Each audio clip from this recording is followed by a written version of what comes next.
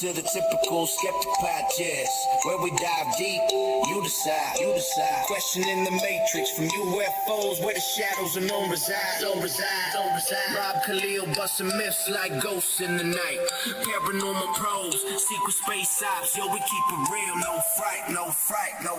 Typical skeptical, seeking, never sleeping on the lies. Aliens, Anunnaki, black ops in disguise. From abductions to ancient scripts, we flip the script wide. TSP style, mile after mile, truth can't hide. Hold up, TSP crew assemble, we dismantle the fable. MILAB's targeted souls, breaking out of the stable. Dogman howling, Bigfoot prowling, cryptids in the mist. Mandela, the fix, twisting reality, can't resist the twist. Soul trap snapping, reincarnation mapping, holographic dreams. Near-death visions, out-of-body missions, waking up the teams. No censorship here, we fear no elite scheme. Conspiracy kings ringing bells, hear the freedom ring. The skeptical seeking, never sleeping on the lies. Extraterrestrials, interdimensional highs. Welcome to Typical Skeptic Podcast. Be sure to like, subscribe, and turn on notifications.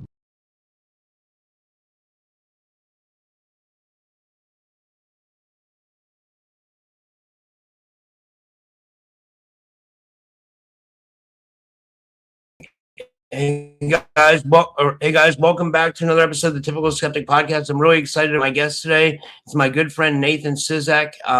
I wrote a little thing about it, and then we'll bring Nate on the stage. I wrote, "What if current events are just the surface? What if something much bigger is unfolding behind the scenes?" Tonight we go deep with Nathan Ciszek as we break down MILAB programs and hidden experiments, alien contact, government involvement, secret agendas operating beyond public view, current events through a deeper lens. The awakening humanity may not be prepared for. This isn't just another conversation. This is about connecting the dots between covert programs, ET contact, and global events. And my guest Nate is my brother, and he's one of my friends. Let's say one of my best friends, and I'm bringing him onto the stage now. Nate, thanks so much for coming back on, man. How are you? Low energy tonight, but I'm hanging in there, Rob. I got the chills a little bit, so I got this, I guess it's a shawl or something, yarn thing. But anyway, how are you? It looks like I'm looking at you through rose-colored glasses. It's infrared. I have an infrared light, for health reasons or whatever, but I just figured I would put it out there for everybody. So when everybody looks at it, they can, I don't know. Yeah, but, so when you're, I think with this full moon and stuff, people haven't been getting a lot of sleep, Well, for me, it wasn't that. It's just, I had a project I was working on. It was a router table, and I had to sand off the dust box and paint it. And I didn't wear a mask, and I got stuff up my nose, and it caused me to have a sinus infection. And then with all the pollen, by Friday, I was sick. So I didn't sleep at all last night. I may have slept 30 or 40 minutes. So I feel like crap. And I'm going to be fueled by caffeine and Equate nasal spray here tonight. I'll do my best. I was thinking about calling it off, but I figured, once you already get it out there, it's like, okay, I didn't want to do that to you. Incidentally, I got to go back to work. This is from a comment from California girl on the. Thank you, California girl. Oh, sorry, we have a delay.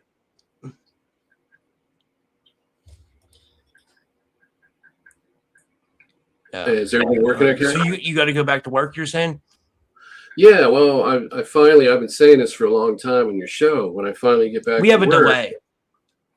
What's the problem? Are you hearing me like is it like a couple seconds or what?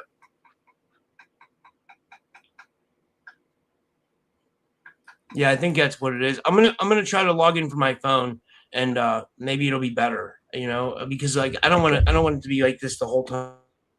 Yeah, I can sign in and sign out again, or sign out and sign in again. I have to. I want us to be able to have a conversation. So, but I'll log in from my phone. Okay.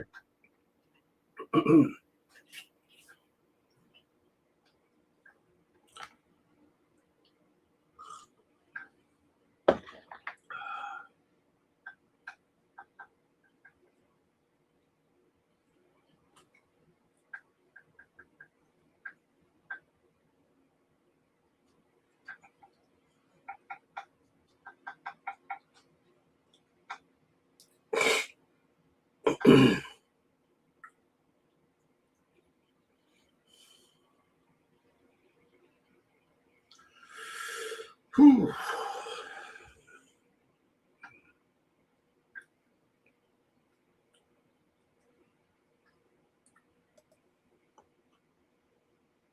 All right. And how's it going? Well, it seems better. How's it sound? Yeah. Now I can hear you, and there's no delay. Okay, that's good. Anyway, thank you, California girl, for being supportive and saying nice things under the videos. I really appreciate that. Makes it worthwhile to do this. And anyway, what I was going to say, Rob, is that you asked me about going to work, and I've been saying this for a while. It's been going on for months and months, and I've been telling people every time I come on here that once I get back to work, I'm going to be launching a new project. Since the military calls everything Project this or Project that, intuitively I got the Project New Awakening name less than a year ago. Probably, I think it was before the Full Disclosure Conference. It was a couple months before that I started getting this intuitive message from my oversoul that I needed to call it Project New Awakening. And I think it speaks for itself. So I wanted to come on tonight. I wasn't planning on being sick, obviously, but I wanted to come on tonight and just let people know that I'm going to be starting that soon. I finally get back to work, and I break years of what I call economic suppression, workplace suppression, whatever you want to call it, employment suppression. So I'm climbing out of the hole that the military-industrial complex made for me, and I promise that in a few weeks I'll be doing more online, and I will have a constant presence until I've exhausted myself where I'm no longer here, one or the other. So that's what I wanted to talk a little bit about that. But I wanted to get into some of the current affairs that are going on. Last time I was here, you mentioned, what was it the last time? It was maybe 2 shows ago. You asked me about Greenland because that was in the news. Trump was talking about purchasing it or using the military to take it over and steal it from Europe and everything. And there's been some influencers have been receiving faulty data that talks about either space arcs or Stargates and remains of giants and things like that. There's this ongoing psyop that a lot of people were getting stuck in. And I just wanted to mention that Greenland, the reason they want Greenland is it has to do with strategic military resources, minerals and things like that. Of course, that's on the surface. But really what Greenland is about is the CFR, which is the Council on Foreign Relations, was founded in 1921 to create a world government. And they're the ones, and actually what happened was before World War II, they had split into 2 factions, the Fabian Socialist and the Fascist. So that resulted in World War II. So we as Americans and, Canadians and Europeans and so on, and Australians were actually on the side of the alliance, which was the Fabian Socialist side of the New World Order. And then the other side, you have the fascists. So Hitler was I believe the second attempt at a global government. I think first was Napoleon, and then we had Hitler. So now we're doing it in a more stealthy way. So they had to get Hitler out of the way because that wasn't working out apparently. And the goal of the Fabian Socialists was not to use military might to establish a new world order. It's to use incremental infiltration, just like the frog in the hot water pot. And I think Trump represents a faction of the Fabian Socialist group that represent Israel, and they're accelerating their plans using military power and exhausting the United States of its resources. And they're committing mass harm all over the planet right now. And so this isn't about Stargates or anything like that. It's about the creation of a world government. It's the Antichrist system that the Christians have talked about for a long time. And the beast system, of course, is the AI. And we are in an accelerated phase of the implementation of that. And that's what Trump represents. Not the disruptor, but a disruptive force that tears down the old world order, completely bankrupts it, and ushers in a new one. So we are literally in deep shit right now. And so When I was a kid, I remember there was times in my life when I would have these epiphany moments, and I'd get something in, like an intuitive message. And I remember most of these, and the ones that really mattered. And I remember being probably 6 or 7 years of age, and I was brushing my teeth at the sink, and I was thinking about the book of Revelations, and I'd heard a little bit about it. I don't know if I'd read a little bit about it, Sunday school or whatever, or maybe it was on a program that I saw, but it was always in my mind. And I wondered if I would be in the generation that would see that. And I remember standing there at the sink and thinking about this, and I got this message that said that you're going to be fighting against this. And it stuck with me because it's one of those things that when you make what you think is contact with ETs, and as it turned out, they were military MILAB handlers using high-tech mind control, such as voice to skull and more advanced technologies. They tried to downplay that, of course, whenever I brought these little epiphany moments up. And, the goal, of course, was to get me away from what I was supposed to be here to do. So Project New Awakening is going to be basically all of the research that I've done since I could go back and say I've done it before age 14, but I really didn't get into everyday reading and things like that until I was age 14. That's when it really started to accelerate for me. And every day that I could, I was either thinking about it, or I was reading or doing some kind of research or watching a documentary in regard to all of these subjects, such as the New World Order, religions, the extraterrestrial presence, ancient cataclysms, and so on and so forth. So I followed my intuition all these years, and now it's time to actually do something with it. And I don't know how far I'm going to get, but, because something can happen to me, and I think what will happen in a few years, my health will give out, and that'll be the end of it. But for the time being, I'm going to make a go at this and see how far I get. So, so I just want to let people know that Project New Awakening is going to be starting. I would say it's kind of started now because I'm just announcing it, but it's going to take a few weeks before I get a few paychecks and things kind of level out where I have a schedule I can work with, because I'm going to have a good bit of free time on my hands to do this type of work. Rob, you okay, man? Where are you at there? I was looking for science. All right. Yeah, I'm listening to every word you're saying, though. It's good you're doing it. I'm glad you're making a push for it, I think you can go far, I think, we have a pretty good audience that watches our shows now, I still think, regardless of what's going on with Trump and everything, I think extraterrestrials are absolutely involved at the top. I really feel like they're the ones pulling the strings.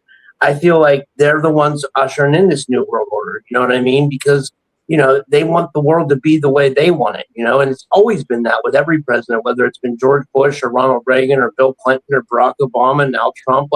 It's always the same thing. It's always wars. You know what I mean? And who benefits from the wars? The benefits have benefited from the wars, but then also there's probably things like human trafficking going on, a lot of adrenochrome and everything else, and the aliens, I guess, would benefit from that in that way. And then they also probably benefit from our stuff. I don't know. I guess it's easy to say that there's a non-human intelligence on top, but I mean, I don't know. I'm not sure, but it seems like that, Well, that's exactly what it is. And unless you've had direct contact or, direct intervention by these forces, it's always going to be a question in your mind. Even after the first couple of times you experience it, it's still a question in your mind. Eventually you accept it and it becomes part of your life and you have to deal with it. So since you interview people and you're not directly, other than that entity you've had hanging around and, causing problems, you don't have any direct memories of these things. So of course you're going to question it and just leave it as a question mark. I wish it wasn't. I wish none of it was true. I talk to people all the time, and people are now finally open to all of this information, at least most of it.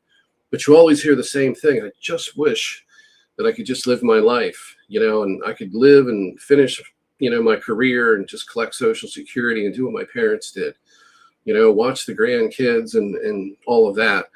And I always tell them, unfortunately, we're not the generation that gets to do that. Some of us will, but most of us are not. And even if we do, it's going to be at a deficit of what it normally would have been.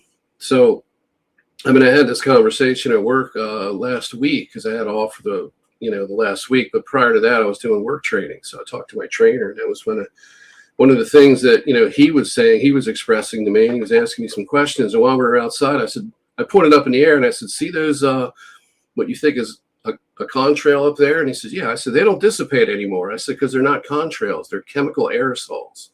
I said, if you look up, if you look up chemtrails, you're not going to get anything but, debunking websites, but look up stratospheric aerosol injection. I said, they've been modifying the weather. They've been creating high pressure zones and actually creating a drought. The Middle East is actually been doing geoengineering, and they had a problem where they have floods. So this is all part of the public record now, but the news media is not going to tell you. They've even tried to ban it in Florida, but you can't ban something at a state level and expect anything to be done about it. You can't enforce it. You have to do it at the federal level. They've got to shut this down. They're not going to do it because the time that we had in the past where we had money and we had opportunities and things weren't that bad are over. They're taking away our ability to change things. They're taking our ability away to just make a living and be able to provide food and shelter for ourselves. So they're taking every one of our major necessities away from us. And Trump just said just recently, the past few days, that, he preferred to leave it up to the states to provide Medicaid and Medicare. Next, you'll hear Social Security is going to go away. So it'll be 60 million people plus that are on Social Security in this country that'll be cut off without nothing. And this UBI that people were wishing they're going to get. If you're living in Europe and Canada, you may get a poverty rate, wage or salary. But here in the United States, of course, we probably won't even get that. They'll just take all of the jobs, fill them with AI, and then you're going to starve to death. And any help would be socialism. And I think, people are still falling for this garbage. We've been conditioned to accept a very poor standard of living, and it continues to get worse. I don't see the Star Trek future people were talking about. I think that a lot of that has been basically sunshine blown up our asses. A lot of this information comes from channelers who don't know who they're talking to. And that's a big problem because, if we're letting people that can't validate who they're talking to steer us and tell us what to believe, we're being misled. And I feel sorry for the people who are doing it because they're the firsthand victim. It's like, I used this analogy before, it's like smoking. The smoker gets the worst of it. The people who get the secondhand smoke get the second worst. We're the secondhand smokers when it comes to propaganda. They're the firsthand smokers. So we're breathing their secondhand smoke. But the moment that they deviate and question things is the moment they become a targeted individual. So the conferences and, not having to work a regular job or making extra money or getting attention, fame, and people expressing love to you, and you feel good and you're charged up full of positive energy and you think the white hats are going to come through and any day now things are going to shift. You're getting deceived and you're being used by the military industrial complex. And I've been there myself.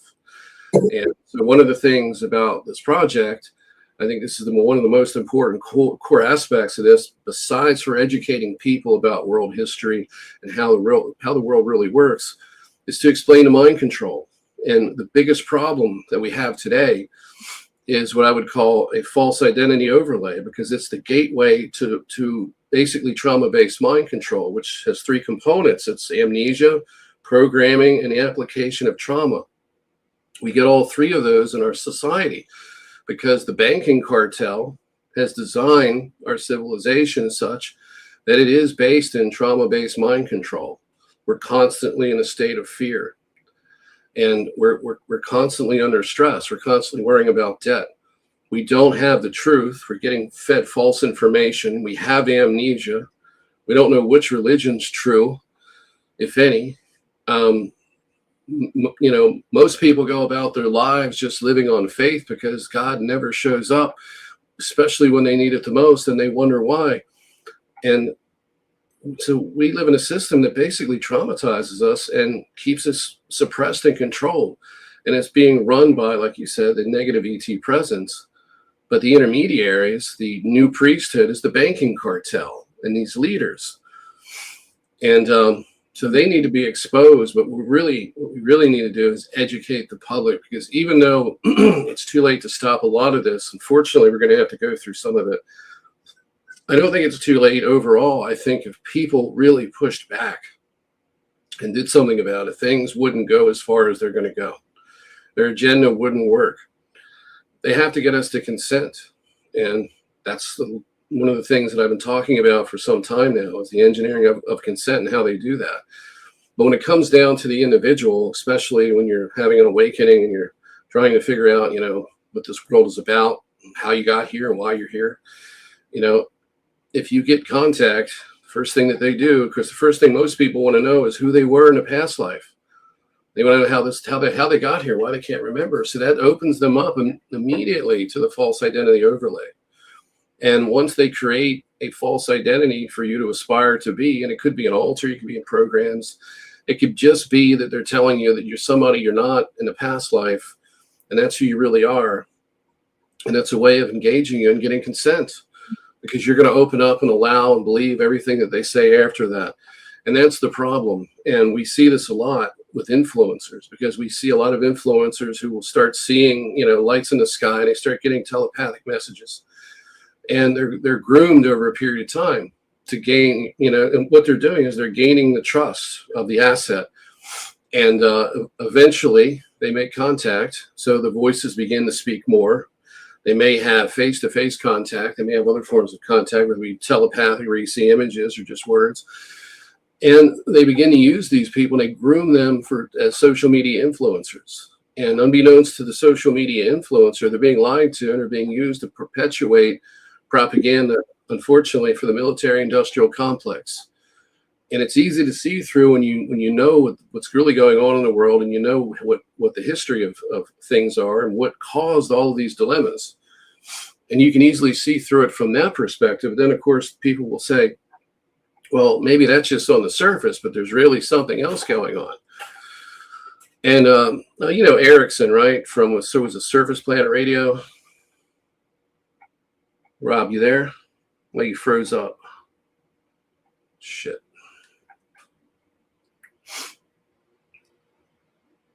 I'm here. I was at my internet.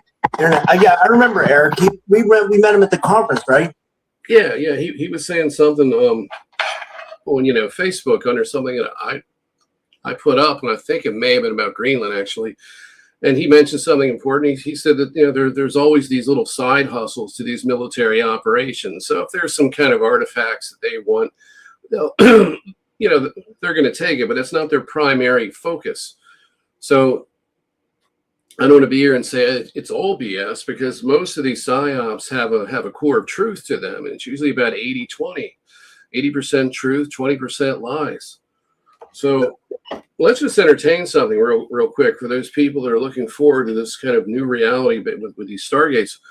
Okay, if Israel gets a hold of the Stargate and the cabal that's running this country, which is, it's more than just Israel. I mean, they're being puppeted by a higher authority with scales and horns and so forth. But let's just hypothetically say, I mean, what do you think would happen, Rob, if Israel got a Stargate? Oh, it'd be game over. I do feel like there's an interdimensional, or like they said that the Iraq war was for the Stargates. So maybe there are Stargates in the Middle East, and but I don't think that's the whole reason. I always feel like when the military industrial complex and like the shadow government, the reason why they do things, it's always multi-layered. They always do things, and they always have like 5 reasons why they do it, and then we're left to guess why they're doing things. You know what I mean? And I think that's why a lot of these conspiracy theories spread. But there actually could be an actual Stargate. You know what I mean? I mean, the reason why I say that is because like the Anunnaki was there, and it seems like a really ancient area.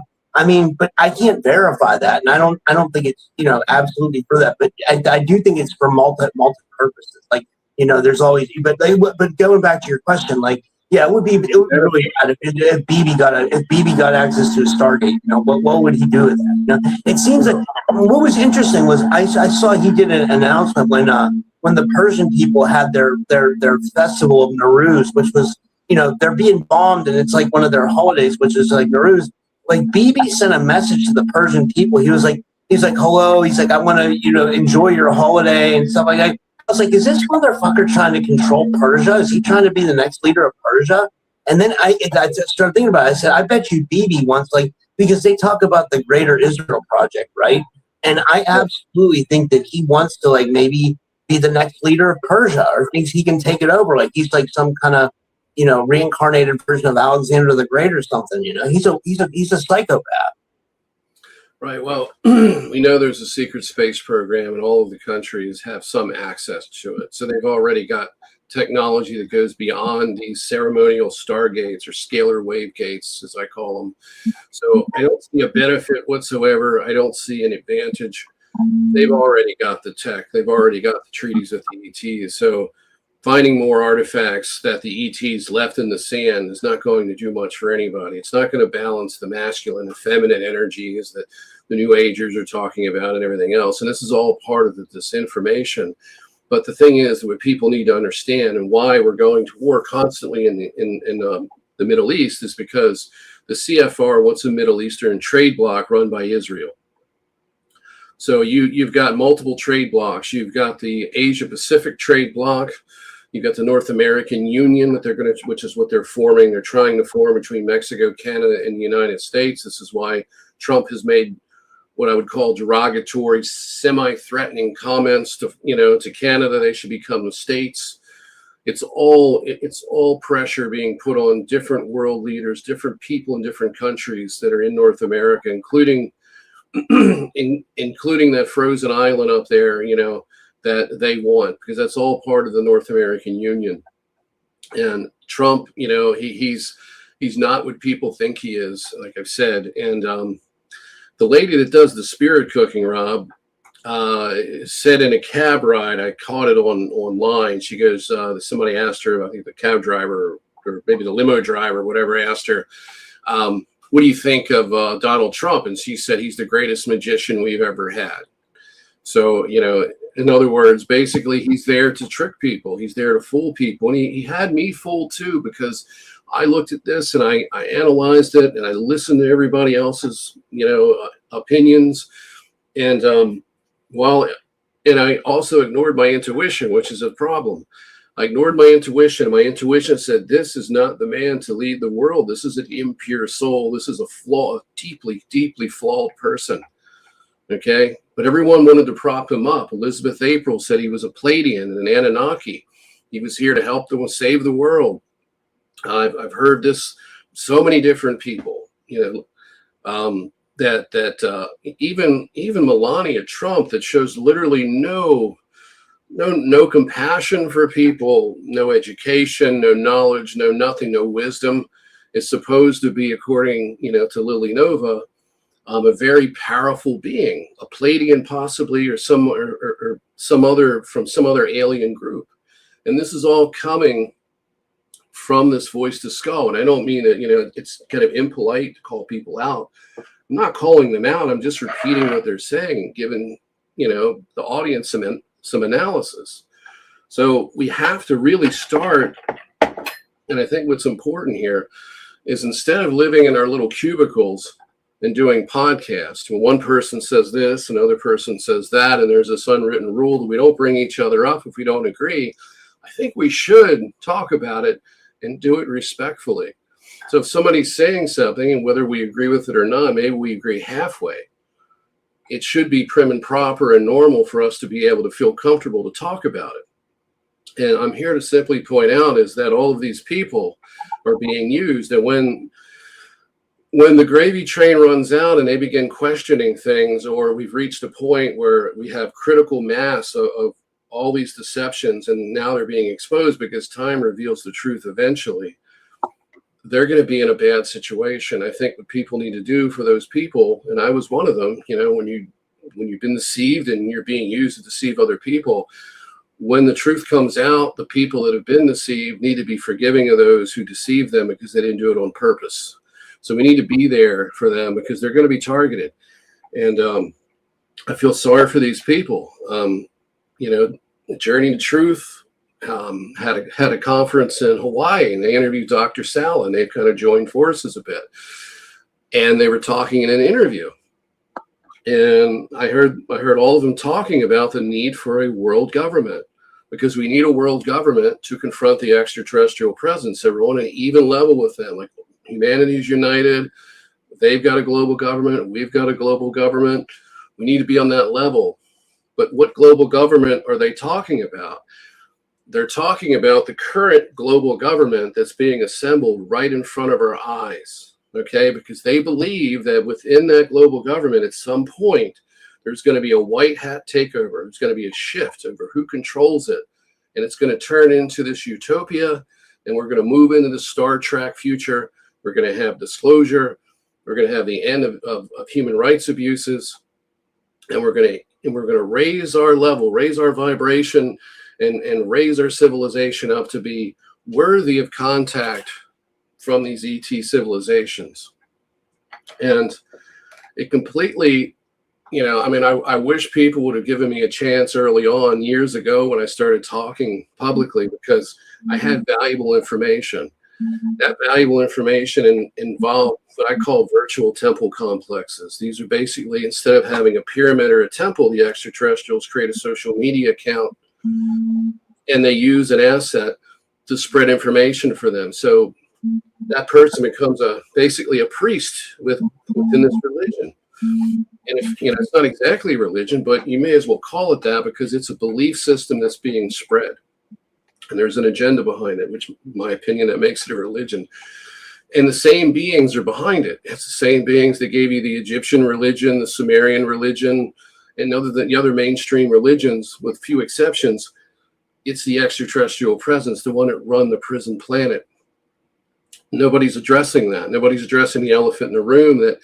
And the elephant in the room is the military-industrial complex. They can put these messages in your head. They can give you visions. They can give you out-of-body experiences and even physical experiences with ETs. And it's a complete program. It's a complete ruse, and it's a way to control the asset and use the asset to control other assets.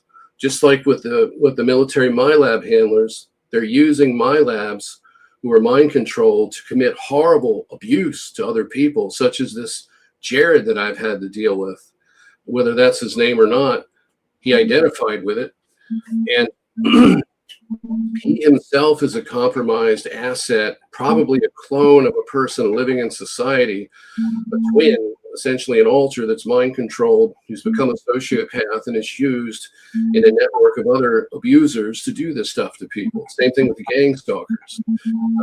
So it depends on how high you are up in that hierarchy, but eventually you get down to just basic street trash. You're getting paid to go after and stalk people. But I'm dealing with something well above that. I'm dealing at the very top of it. When they directly address you and threaten you, you stripped away all their complete facade. So I wish people would have listened to me and given me the time of day a few years back, because maybe, just maybe, I could have planted the psychological seed that would have alerted them that, hey, maybe there's something wrong with this, and maybe I should question this and see what the results are. So I'm going to see if these spirit guides or these ETs that I'm talking to are really benevolent, if I question everything, or maybe I just tell them, no, I haven't seen enough evidence yet before you want me to do this. Then it gets ugly. This is how you flush them out. And I don't support ETs that say this, that we have to have this non-intervention policy.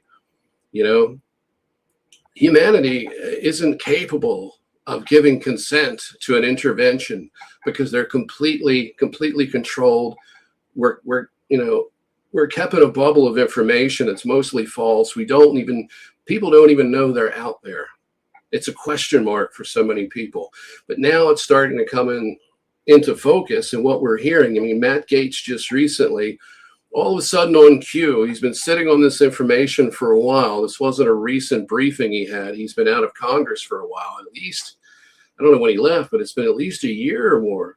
I think he was out before Trump ran, no, wait a minute. He was supposed to be appointed to Trump's cabinet the second term, and then he became disgraced over a sex scandal, and he resigned. He was being threatened by Israel. So, but he sat on this information. Now he's talking about it. He's talking about a facility where they make hybrids. They take people and they breed them with ETs. So you've got something brewing there as well. And I was listening to just a clip of Stephen Greer today, and I got to thinking, you know what? Maybe there's a reason for these, for all of this disclosure that goes a little bit beyond what I was willing to accept before. Maybe they're going to do the blue beam thing. Maybe they're going to stage this. Maybe they're going to stage a fake alien threat, not telling people that we've already sold you out to the alien threat. We've already made deals with them, and you're all going to die because of that. We're going to call everyone in the population, and we're going to chip the rest of them.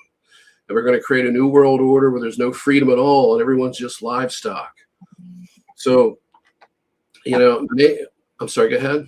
No, I was going to say, do you really see it getting that bad? And like, what do you think? Do you think we can do anything? Like, do you think like we can there's anything we can do? Like, how do I say this? Like, I mean, like besides like a massive what's the word? Like a massive revolt, which I don't think that would do anything because they would probably just But I mean, and could we even amass that many people? You know what I mean? But like. What do you think? How far do you see this going, and how bad do you think it's going to get? I think the worst case scenario is about at least a 50% reduction in U.S. population within 20 years if they have their way, because we've already got 90%, according to their statistics, 90% of Americans and 80 or 90% of the population of the planet has taken the COVID-19 vaccination, which has been proven to be poison. It's proven to be raising the death rate, causing not just myocarditis, but cancer and a lot of other things. And there's no prosecution there. And that's another thing too. It's like, why isn't Trump doing it? Why did Trump promote the vaccine? You're lying to yourself this whole time as you're watching this. And and then there's the excuse makers like Alex Jones. Alex Jones was pulled into this Trump deception. He saw through the Obama deception. He saw through the other deceptions. But when it came to this one, they pulled out all the stops. They made the media go after Trump. It was all a play. And every time, we had Roger Stone giving Alex Jones information, telling him and everyone else that Trump has been surrounded by bad people. He doesn't know any better. And he's making bad decisions, not intentionally. He's making these decisions because he's getting bad advice. Well, hey, I'm nobody, okay? I'm not a billionaire. I've got no connections within this group of scoundrels that are running things, these monsters. I don't even have business community connections. I'm just a regular person. But I could run the country better, far better than Donald Trump. If I can do it, why are we putting our faith behind this person who's obviously involved with Epstein, is obviously a pedophile, obviously feels no remorse for forcing himself on a woman or a young boy or a young girl, it appears, whether they doctored up the Epstein files to make him worse than he is, it doesn't excuse the fact that he was with Epstein for 15 years. You can't tell me he didn't see any evil. He didn't hear any evil. He was just blind to all of it. He was totally oblivious to it. I mean, people still believe this shit. It blows my mind. It's like, when are they going to wake up? Obviously, these are the people who choose to be asleep. They don't want to believe it. In their heart, they know it's true, but they won't believe it. Now, you said, how bad can it get? Trump may have been at Walter Reed Hospital today. He may be having a heart problem. He may be having a minor problem, could be a significant one, but he's a hypocrite because he put all this, he pointed out that Joe Biden was sick and should have stepped down. But here we are in the same situation. We got a babbling president. We've got a president that blatantly lies to the public without any guilt whatsoever. It just comes right out, just like Biden. It fits the dementia model. His hand is bruised all the time. His ankles are the size of my thighs. They're huge. He's got pooling fluid in his lower extremities. He's dying, but yet nobody wants to talk about it. Yet he claims everything's perfect. It's deja vu all over again. It's like they've put a corpse in the White House to destroy America and wreak havoc across the planet. That's what we're going through. He's done everything wrong that you could do. He's did a few things right, but the big things, he got them all wrong. And here we are. And we're in this situation. Gas in Australia, if you go by the gallon, it's almost $11 a gallon. It goes by the liter. It's $2.49 to $2.60 or more. California, they've taxed the oblivion out of it. Their gas prices are pushing close to what California is in certain areas. Washington State, another state, mismanaged leftist politics. And I'm not in the left-right paradigm, but they're in a cult of this environmentalism. So they tax the hell out of gas and they start giving people free charging stations to pay for it. And to the average person who doesn't pay attention, they're like, whoa, this is the wave of the future. We just get these free charging stations. Well, somebody's paying for it. Who's paying for it? The people who buy gas are paying for it. They're paying a lot more at the pump, and the gas prices in California, Washington State are pushing up there with California and Australia and other places. And this war is devastating. It's devastating. So, getting back to the Stargate question, what is the benefit for us that there's this Stargate? And why is it that when people come on your show and others and they do shows on their own platforms and they talk about the Stargate, they don't give you any alternative positions on this. They don't give you a broad sweeping bit of information. They don't talk about history. They don't talk about the formation of the New World Order. They don't talk about that agenda. They don't differentiate their information, which is sketchy, and you can't validate it. They don't compare and contrast that with the known facts of the situation. We know they've been creating a world government. They haven't been hiding it because they have to tell us. When I was in Holland, Rob, when I was 18, I went to Holland and I took a vacation there for about a week, it's about 8 days. And back then, the European Union was a rumor, okay? People didn't know, they thought it was going to happen. It was rumored that they were putting it together and everyone was against it. Most people were against it in Europe. And now it's a fact. And people were forced into that. There's some benefits in there because you can move from different countries. You're not locked into a country. It's like living in the United States. You just move from one state to another within Europe, within the European Union. It's about the only benefit you had. But they've literally taxed people to oblivion. They've taken control. They've taken more control away from the general public and put it in the hands of bureaucrats or technocrats, is what they really are. And that's the whole purpose of this, is to take away our rights, take away the control, so we have no authority over our own lives, our own resources, because this is our planet. These are our resources. Okay, they're pissing them away. They're creating artificial austerity. We don't need to be on oil and gas and coal. We don't need to be on that stuff, and everybody knows that. But most people don't believe there's any alternatives, and we're stuck in this conundrum. When the fact of the matter is, if you do any research, just here in the United States, there's thousands of gag-ordered energy patents that were a threat to national security because they threatened the petrodollar, which is another scam. Our whole wealth of the United States is based on currency values because we force other countries to go out and use our dollar to buy oil. And we're 47 trillion, pushing 50 trillion in debt. Who do we owe? Well, the majority of that we owe to these banking families. It's another scam. They lease our dollar to us at 1% interest. The interest in that 1% doesn't exist in the system, so we can't pay it back. It's a system that accumulates debt the more we use the private dollar. It's not even a property of the United States.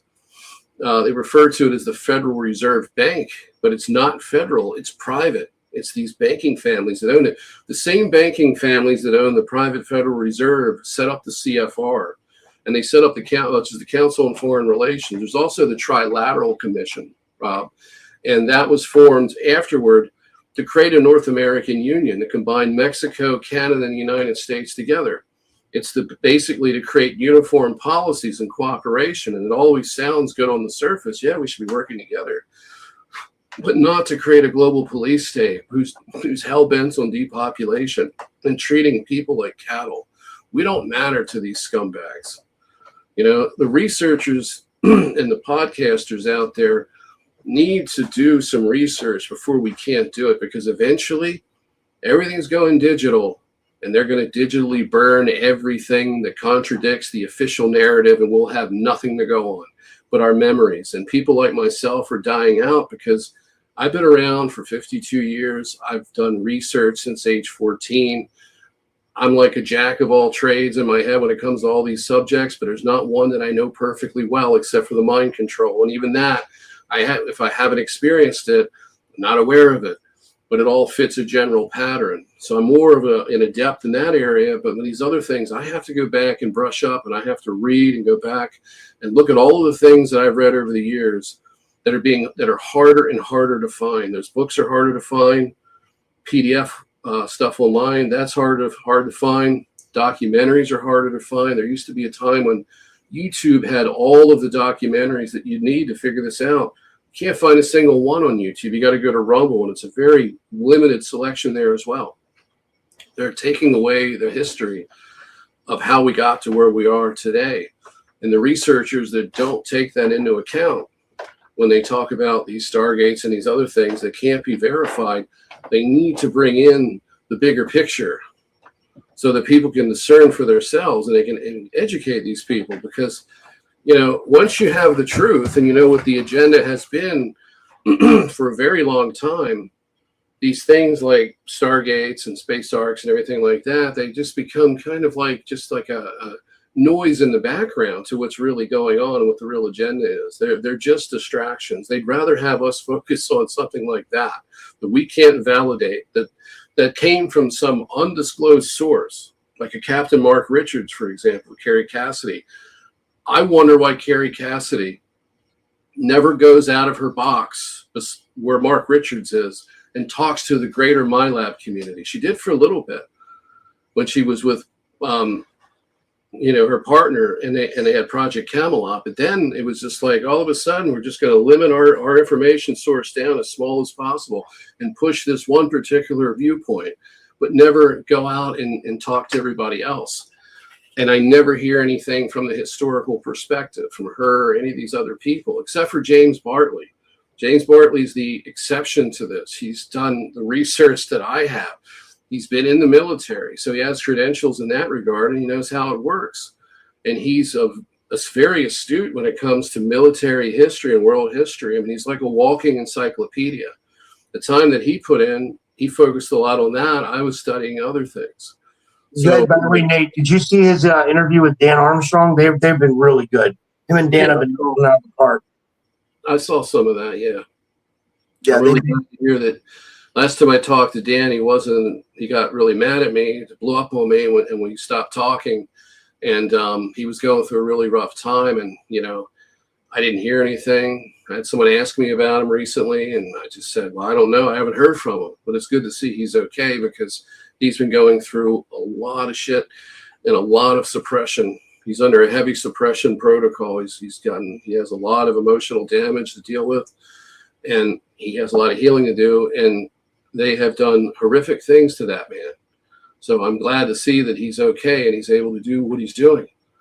So if he hears this, I'm glad you're okay, Dan. I was worried about you. Yeah. I mean, he's got a good head on his shoulders. You know what I mean? He's really bringing forward a good perspective on what's going on. I think him and James are similar, like, to what you're thinking. Like, they're really questioning things, like, as far as like what's really going on here. You know what I mean? Like, because it doesn't add up. And it's what I was going to tell you was I had a Persian girl on my show the other day, and I think she's amazing.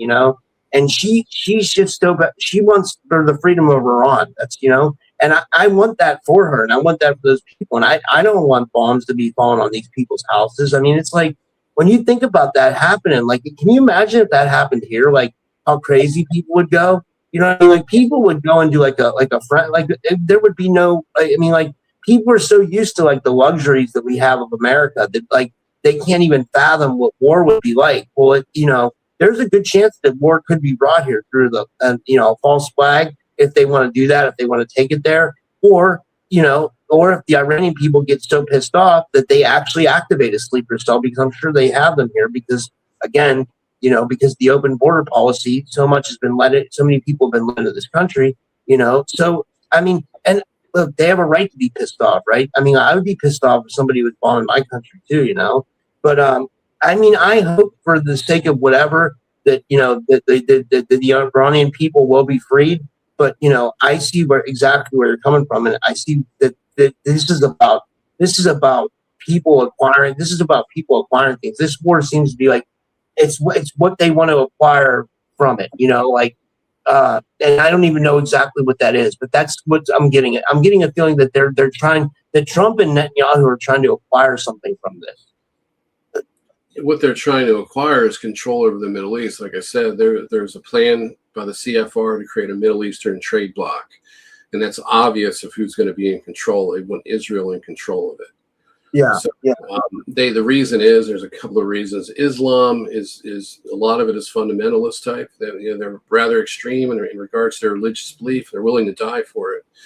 The one thing that the globalists or the Satanists, the communists, whatever you want to call them, they're all one of the same. One of the things that they don't like is belief in God, because it's the one thing that separates people from the physical reality and the pain of it, and they'll go to no end, to fight for that God or that belief or that connection, to what people call source or the creator. Regardless of how Islam is, it's corrupted just like Christianity and Judaism and all the religions. But, it's the belief in God that bands those people together in solidarity, no matter what you do to them. And you can't, they want to bomb them to submission or bomb them out of existence is what they're trying to do. These are war crimes. So I want people to understand this. When you listen to the Stargate stories and all of this stuff and this alternative information that has no source to it, because there's always some undisclosed source someplace or some spiritual being or ET that gave it to someone. Think about the human toll that it's causing and all the people that are being killed over this stuff. Is this worth it? Is this Stargate or whatever you believe it's there? Is it worth all this death and destruction? Because it isn't just limited to the Middle East. The oil shortage that's being created right now is going to cause a fertilizer shortage.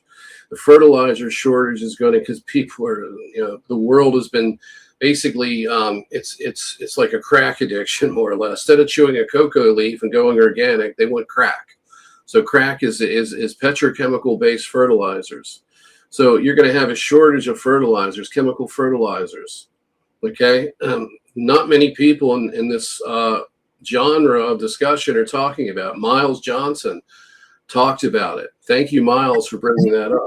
Penny Bradley came on my show and talked about it too. She was one of the first. Because I guess what happens is like what's created from the oil is it's called urea. And I guess urea is used in fertilizer. And if that happens, that could be horrible, because that could cause a real food shortage, and that could really mess people up like really bad. Like it could be like even as we sit right now, it's going to cause a problem.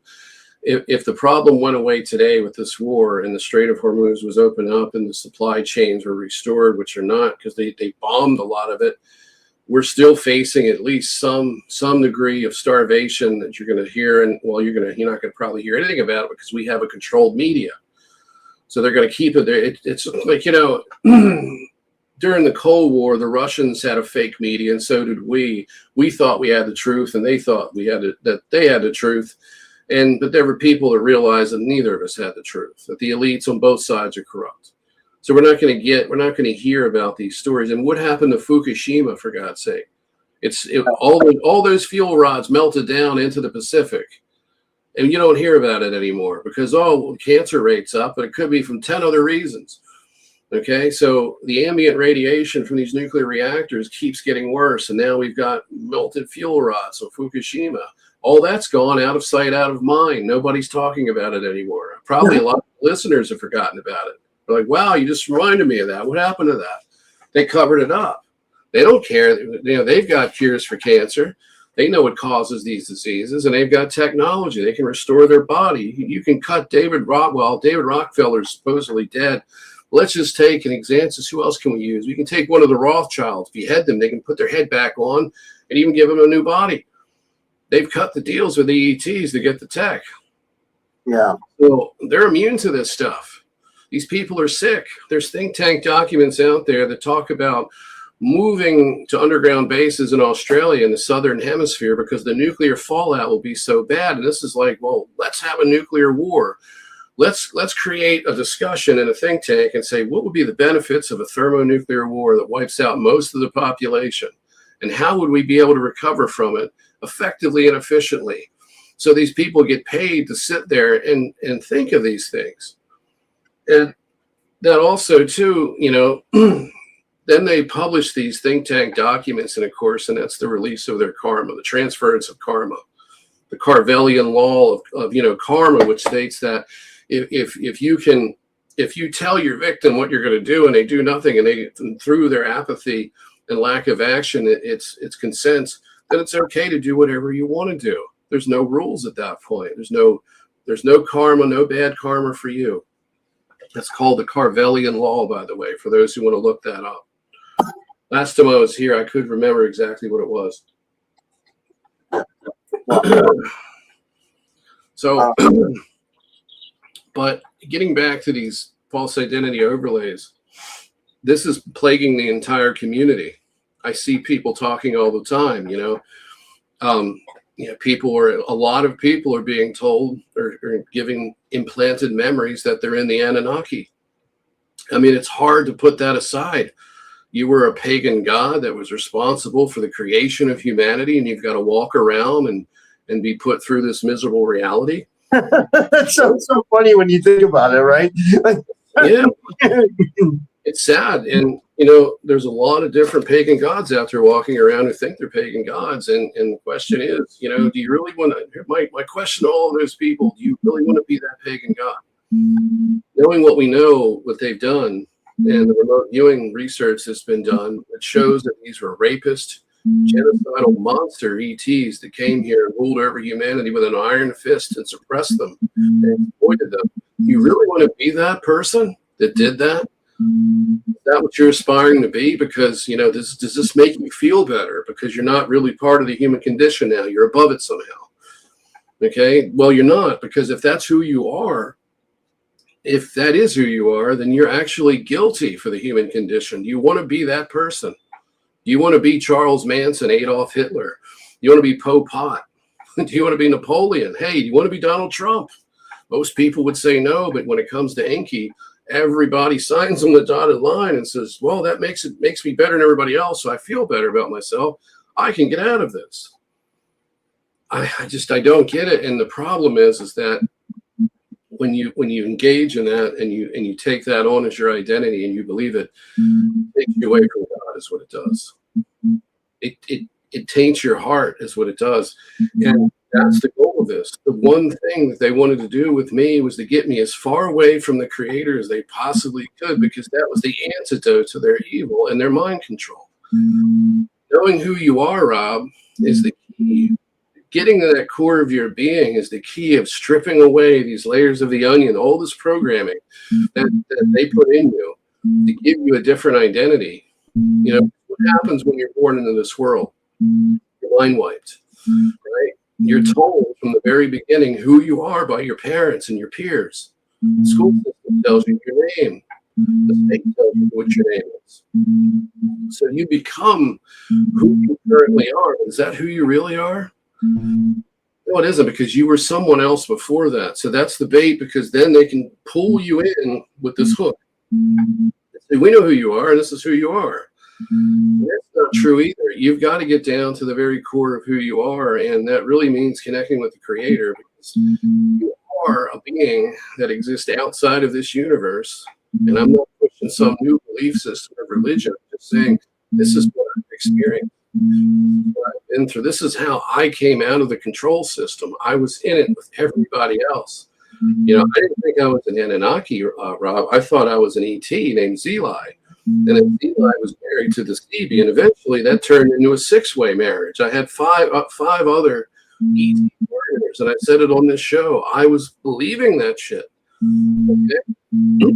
I was believing that I was somebody who I wasn't, and deep down inside it felt wrong, but I still went with it, because they fill you full of emotions. They drift your personality from away from who you really are, or at least who you are in this life under amnesia, with some of your personality bleeding through. They'll blend with your alters and they'll change who you are. And it feels good at first because you're like, that's who I am. Okay, and I want to get back to who I am. So they're taking your desire to really wake up, to really remember who you are, and they're obfuscating it, giving you a false identity.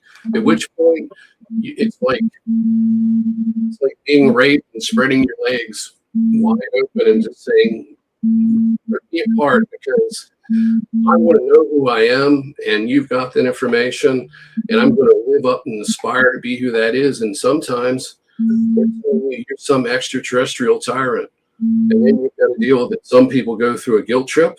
Other people go through a superiority complex and an ego trip.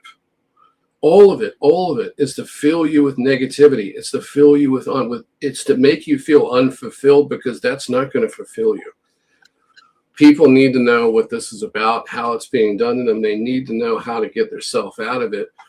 And from my experience, it starts by deprogramming yourself from the very beginning. You got to look at when you're a kid and born into this world and look at everything you were taught and conditioned to do. And you've got to look at it and say, is this beneficial for me and for other people? Or is this not? It's just part of this matrix control system, the simulation. So now what we got coming up is the final layer of the simulation. This is the layer of the simulation that takes away our free will. That's the AI takeover of our brains. The chips are going to go in. So Trump just signed a memorandum. I haven't had a chance to go through it because I just saw it yesterday. I wish I would have sent you a link. We could pull it up here. But it's a memorandum that authorizes 6G without absolutely any product safety research. So we're going to get 6G. This also authorizes brain implants. This expands upon what the Neuralink can do. So he's laying the foundation for thought transparency. Trump is giving the World Economic Forum the system they need to create the final layer of the simulation, which is a complete lockdown of human consciousness on this planet, at which point there's no freedom, there's no privacy, there's no dignity, there's just a name and a number and a commodity. You're expendable and you need nothing. And they've got a religion for you. It's called sin theory. Sin theory is basically the belief that we're in a nested computer simulation. And when they say nested, like, what does that mean? Well, if you ask a person like Neil deGrasse Tyson, who pushes this garbage, who's an atheist, of course, you have to be able to embrace this, is that we're just in a computer. We're just binary code running through a processor, and we think we're alive, but we're not. And then you say, well, how did that come to be? Whose computer is it? How did they get here? Oh, that's a nested simulation. There's another computer that has that computer in it that's creating us. So therefore, you can just explain away God with this ridiculous theory that we're in one computer simulation after another into infinity, and it's like a dog trying to catch a scale. You can never spin in a circle. You can never find the origin of where it started or where it began or where it ends. It's just, it's a mind-boggling piece of spiritual propaganda that rots your soul if you want to believe this stuff. There's evidence of a simulation because we're in an augmented reality, and with people to understand this isn't our reality is holographic to a degree, but it's not. What we experience is part of the universe. The reality has been altered to make it as harsh as it is, to separate it from the creator and take away the natural telepathy or God-given right of full access to the, each other. Nate, your mic's cutting out. I didn't want to bother you before because you were kind of just going, but like people in the audience are saying they're having trouble hearing you. It's something with your mic, either that or we're getting interference, but like your mic seems to be going in and out for some reason. I hear I hear a tone. You hear that when I talk? No, I can't hear it because I'm on my phone. I'm using my phone right now, but I mean, I can hear you better now. Now you sound clear. All right, because normally, how's this sound? Is it any better? That's perfect right now. Yeah. Are you hearing a tone when I talk, like it's or anything like that? I can't hear anything because I'm, like I said, I can hear you, but I just can't hear the tone because I'm on my phone. And it's far away from me. Like, so it's like, yeah. All right. Well, sorry about that, everybody. I don't know what's going on. It's usually interference. And I think a lot of it has to do with old tech. I mean, you need a new computer, Rob. You're not making enough money. I need a new computer. I'm on a laptop. My other computer doesn't even connect to the internet to do these podcasts anymore. And my microphone is it's been working pretty good up until now. So I don't know. Yeah, I can't even use my old computer. Like my old computer, it has an ongoing delay. I have to either use my phone or my laptop. It's crazy. And it's a ticking time bomb because I want people to understand that if you want to keep watching this podcast, you need to help Rob out, help him get a new computer, help him do something. He needs help with this stuff because there's no money to be made here. He's just scraping by, and you're kind of in limbo because something's going to force you back into work. Something will eventually take you out of this podcast, Rob. It's just a matter of time, and it'll happen sooner if people don't contribute. I know it's difficult, but do what you can. Even $1 would help. Yeah. I mean, I put out a notice the other day. People have been donating. So people have been trying to support. So that's good. At least people are trying to show, so it does help, it's like, I don't know, like I don't know. I'd like to do this for the rest of my life. I'd like to do the podcast for the rest of my life, but I just wish there was more of like a sustainable wage from it. You know what I mean? Like there is if you don't mind bullshitting people, you won't have the suppression and you'll get the viewers and they'll supply you with enough money to get by. But that's like selling your soul, and so it isn't a viable direction there either. And that's just the way this works. I mean, I'll give you an example of something. This is if you go to the Cosmic Switchboard, James Bartley's YouTube page, you'll notice that there's very little comments under his videos. Now, his videos are just like a cornucopia of information. And you would think that it would spark conversation, and it does. But you can't post there, and no one's going to see it. I posted there, and I'm like, I'm first. Like, where's all the people? 8,000 views, nobody's commenting on this. So I signed out, and I looked at it, and my post was gone. So nobody else could see it. But when I signed in, it identified me and allowed me to see what I put there, but not when I signed out. That's crazy. It's crazy the games they play with people, right? It's like insane, and they're actually doing this. That's what's hard. I mean, it's hard for people to believe this, but they're actually doing it. They're manipulating numbers. They're manipulating views. They're propping up certain people. They don't send notifications out for my podcast ever, or hardly, very rarely ever do they send. Like Rumble does. Rumble sends out notifications, but YouTube doesn't. They do it with certain channels. I'll give you another example. This was a couple of days ago. There's a guy named Gene Decode. He has a undisclosed source and he remote views, and I recognize what he says, and excuse me, it's bullshit. Okay, it's about time we say this. He's on Dr. Salah's show. I put there, I said, this is bullshit.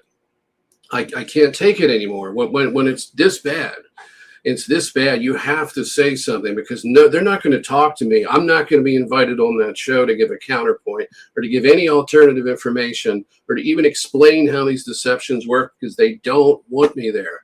Journey the Truth won't put me on. Dr. Salah won't put me on. Gary Cassidy won't put me, and the list goes on and on and on. And this isn't me being upset because I'm not being part of the show. Frankly, at this point, the only way I'd go on if someone said, we apologize for excluding you. We'd like to hear your point of view. We think we need a balanced viewpoint. Come on and let's talk and let's have a decent discussion. No problem. This is not like that. They intentionally keep people out of the discussion because they want to push a narrative, because that narrative makes money. It's popular and they're not getting the pushback. or they're being mind controlled. But I know with Salah, when I said it's bullshit, I got a like. I took a screenshot of it. I think I sent it to you. It said I had a like. When I went to see the like was gone. The algorithm, the AI algorithm, took it away. They didn't want anybody to acknowledge, hey, he said it's BS, and other people think it's BS. So I'm sure other people gave me a like on that and said, yeah, I agree. This doesn't jive with me. This doesn't sound credible. We're hearing this story. It's like, oh, all these great things are happening, but it just keeps getting worse, and we're not seeing any evidence of this. So they literally protect the people that they're deceiving. So, for the person who's getting this information and everyone's pointing at him now, there's more of a backlash against this, and people are calling it out. They're putting you in a bubble.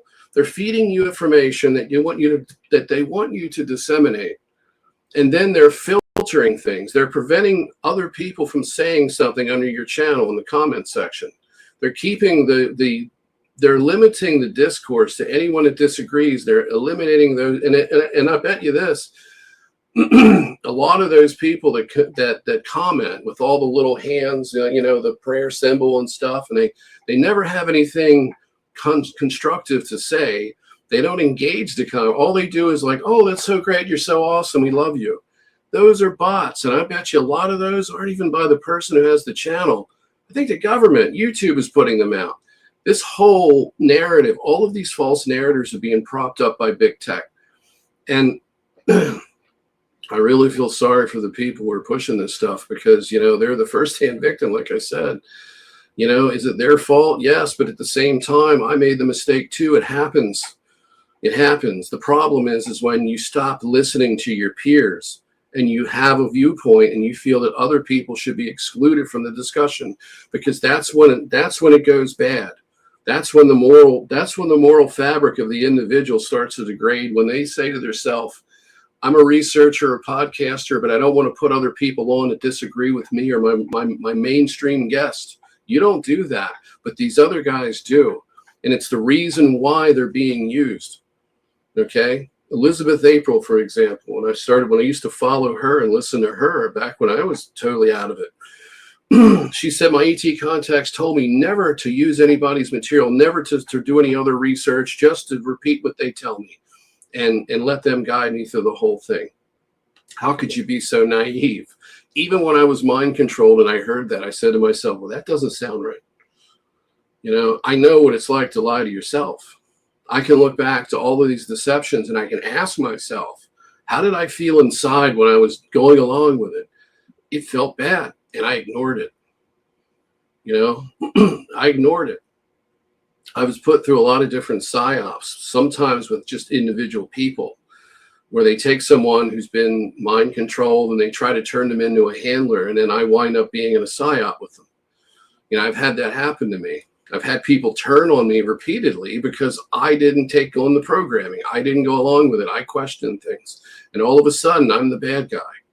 So this is one of these situations. Yeah, I'm going to be the bad guy again because I'm calling people out, but I'm doing it constructively. And I think other people need to do the same thing. I have no animosity against any of these people. I just think that they need help. And the help comes when they start letting other people who have alternative viewpoints and alternative information to come into the discussion. That will help them wake up. But they're being controlled, and this is how they do it. They limit discourse. So, I don't expect anybody to invite me on anywhere. I may never speak at another conference. If that's the case, no problem, because my intuition tells me, my oversoul, my higher self, if you will, tells me, God tells me, I have to do this by myself. I cannot let people influence me. I have to go by my intuition, the thing that I've been ignoring my entire life up until last, I would say, well, I haven't been totally ignoring it, but it's been there the whole time, regardless of all of the attempts to obfuscate it, and I know that now, and I can sense that. I know what my intuition is, and the other crap doesn't get in anymore. And it all comes back to one thing. I had to get rid of the counterfeit or false identity overlay. I had to stop trying to be what they wanted me to be and what I thought I was. As long as you engage that shit, as long as you think you're this or you're that, and you buy into this, and you may very well, and you could be a Palladian, for example, but you may not be the one they're telling you are, and that's all it takes. When someone gives you dissociative identity disorder through applied trauma, they don't have to make you feel like you're an ET or a famous person. Just, Joe Blow will do, okay? Jane Doe will do, because it just has to be something other than you. And that's all it takes. That pulls you away from who you are. And without having that connection with inside yourself, you're lost. And it's sad to see this, man. It really is. And I'm just here to help. I'm here to try to help. But at the same time, I've got to do this on my own. I'll do conferences. I'll go on podcasts. I'm happy to talk to anybody. I don't wall myself off. But at the same time, I don't expect to make any friends at this point forward, because I'm going to be giving them inconvenient truths that they don't want to hear, and they're not going to like me for it. But later on, they're going to figure it out, and they're going to see me in a different light. But I'm not looking for an apology. I don't want one. What I want is for these people to wake up and get this crap out of their life. That's what I want, because that's how we bring this down.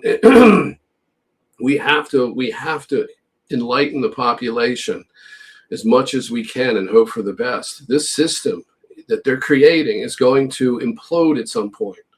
It's going to fall apart. It's unsustainable. You can't squash the human spirit. You can't do this for any length of time. It's like a river being dammed up. It's going to bust. So we're just waiting for that bust. And that's what everybody's waiting for, that breaking point when society breaks down and there's no food anymore and there's no clean water. And the military's in the streets, and they're mass murdering the population if they want to follow the orders of the evil ones. A lot of them will, just like the police. Don't count on the police and the military to save you, because they're the ones that carry out the death. Okay, so for those people in these white hats, it's garbage in, garbage out. These people, these organizations that we dream up and we think they exist, they can't exist with this level of technology. They can't hide themselves. The argument is, hey, they got the tech too. The good guys are on their side, and then it's this big battle. Don't count on that. You got to count on yourself. And ultimately, nobody is native to this planet. People say, I'm born here. I'm earthly. I'm going to stay. No, you don't. You think you do. This isn't your home. You need to go back where you came from.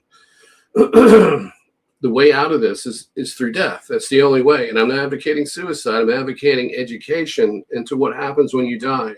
And I'm advocating for true spirituality, where you connect with God and not Enki and all this other crap, and not these ETs and these demons and everything else that people communicate with. And for God's sake, stop doing the black magic. It's not going to get you anywhere. You're just being suckered into the system. A funny lady named Lauren Pritchard said that somebody was bugging her on Facebook. She goes, dude, you're in the metaverse and you're doing witchcraft. And I thought it was hilarious, because it's like if there's one phrase that kind of sums up our community, that's it. That's it. As silly as it sounds, that's it. And it's sad. People have been pulled the wrong direction. I mean, people who have been through satanic ritual abuse have come a long way in trying to heal themselves and struggling being a targeted individual. We're literally engaging in black magic. It's just counterintuitive to me that they'd go that way, because all they're doing is ensuring that they're going to be stuck in this situation for another lifetime. And it needs to stop. I agree, man. Yeah, I mean, I going back to Carrie and Gene, I have them on my show. You know what I mean? Because I try to interview everyone, or have a lot of different viewpoints. But I see where you're coming from. You want to be able to present a different viewpoint, and you want people to hear you, because it's valid. You feel like it is valid information. Why entertain one person's viewpoint but not another? It's not fair. It's not just not fair, but it's you're you're compromising yourself. What if they're wrong? What if that person you've put your trust in either is deceiving you or is deceived themselves? And most of the time, it's a combination of both. But usually, the person, the other who's giving you the information, has been mind controlled and deceived. Evil is a distortion. It's not a way of being. It's an illness. It's a disease. So if you're somebody giving one of these people, these researchers or influencers, false information, that person doing it, they're not acting in the way that they normally would act. They're not being their self. They're being what they've been made. They've been controlled, mind controlled, just like you're being mind controlled, and we're all victims of this. It kind of goes back to the whole Christian concept, the whole teaching of Jesus of being forgiving to each other. And that's what we need to do, because when these people finally get it, they're going to be targeted hard, and they need to have people to be there for them. So I'm not advocating anyone to be, mean to anyone, derogatory, disrespectful, or anything like that. There's a way to do this. Just like when you have a relative that's on drugs. Like say you got an uncle, and the uncle's an alcoholic and he's doing crack, he's shooting heroin or whatever. Yelling at them and showing them no compassion and just expressing anger and slandering them and calling them names and telling them how bad they are is not going to help them. You need to be there for them if you can. And if you can't, you have to distance yourself and hope for the time that you can be there when they're willing to change, when they've had that little epiphany and they said, I can't do this anymore. They need to have people there for them to go back to. So, I don't advocate anyone, and I really don't want people to go out there and attack one another. We've seen that before. That's what they want people to do. Do you remember that guy that had the mask on and he was going after Elena Danaan and that group of people? He was like, had a distorted voice. I think he was a Hispanic guy, but he wore a mask. Remember that guy, Rob? Yeah, you said he was wearing a paintball helmet, right? No, the guy, I don't know what he was wearing. I don't really remember. He had his face. Oh yeah, I remember that he was like a Hispanic guy. Yeah, he got his whole channel taken down. Yeah, I remember. He was like, his name was like Two Locos or something like that. I know exactly what you're talking. We used to laugh with, and we used to laugh at his videos, right? Like, yeah. I think he's been put on Rumble. You know what I mean? Because like, I guess certain people have certain power where they can get people's channels taken down. I don't know who that would be, but I'm just saying, when you say the things that he said, which were very derogatory, disrespectful, I mean, it deserved to be taken down.